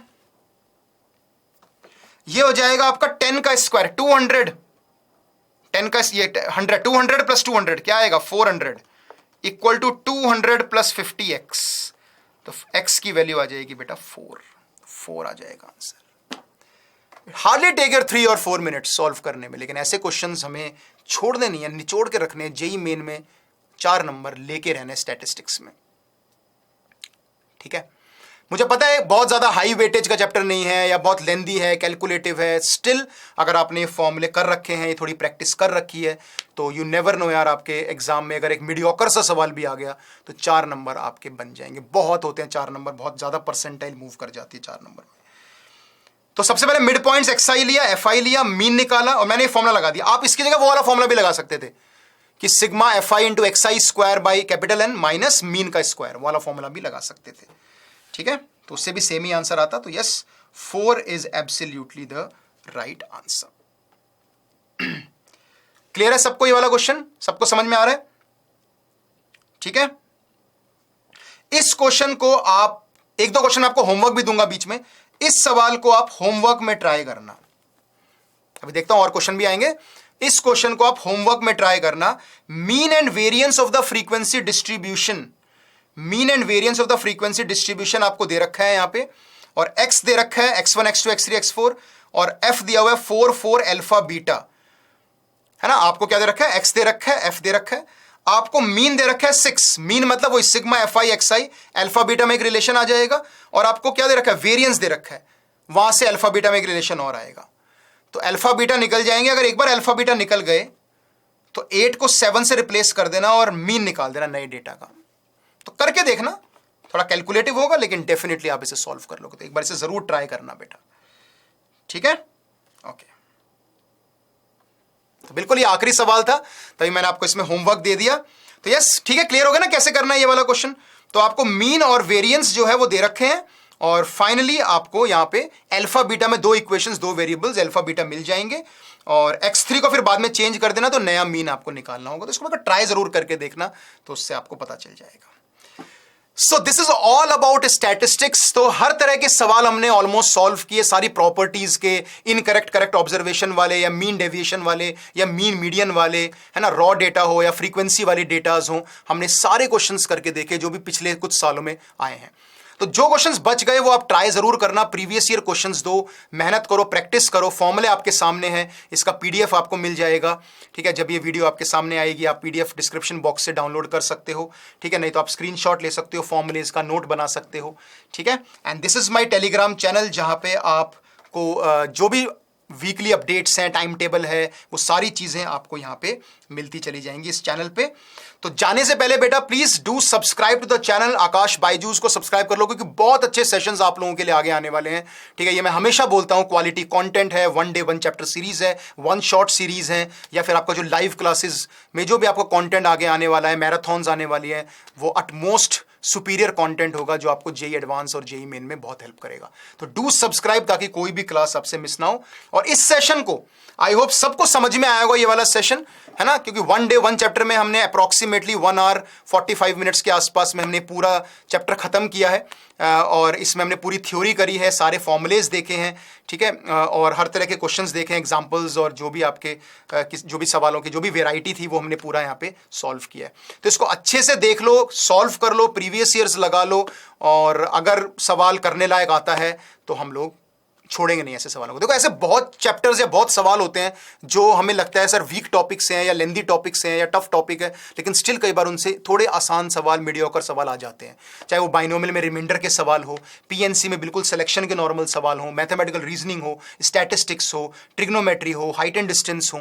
तो ये ऐसे चैप्टर्स हैं, रिलेशन फंक्शंस हो, जहां से 1-2 सवाल पूछ लेते हैं वो हर साल, और आसान सवाल होते हैं, और जस्ट बिकॉज हमने टॉपिक्स ढंग से नहीं पढ़े होते या एक बार हमने देखा नहीं होता तो हम वो मार्क्स लूज कर जाते हैं, क्योंकि हम सारा फोकस ऑब्वियसली अपने हाई वेटेज टॉपिक्स पे रखते हैं। पर मैं हमेशा बोलता हूं कि प्लान भी तैयार रहना चाहिए। हाई वेटेज टॉपिक्स अगर आपके थोड़े तैयार हो भी गए हैं तो यार उन पर हम बहुत रिलाई नहीं कर सकते। द रीजन इज क्योंकि यार कई बार उनसे भी मुश्किल सवाल बहुत आ जाते हैं, बहुत लेंदी, मैट्रिसेस से, वेक्टर से, डिफरेंशियल कैलकुलस या इंटीग्रल कैलकुलस में बहुत मुश्किल सवाल आते हैं, है ना? तो वहां पे अगर 2-4 सवाल नहीं भी सॉल्व होते तो फिर हमारे पास ऐसे चैप्टर्स हैं जिनमें हम लोग अपना कॉम्पनसेट कर सकते हैं, ठीक है? सो जाने से पहले सभी बच्चे इस सेशन को जरूर लाइक करना, and do share the session बेटा अमंग योर फ्रेंड्स, है ना? जरूर शेयर करना। So thank you so much, till then goodbye बेटा, जब तक हम लोग नेक्स्ट 1 डे 1 चैप्टर सीरीज में और लाइव क्लासेस में मिलते हैं। सो थैंक यू सो मच बच्चों, थैंक यू।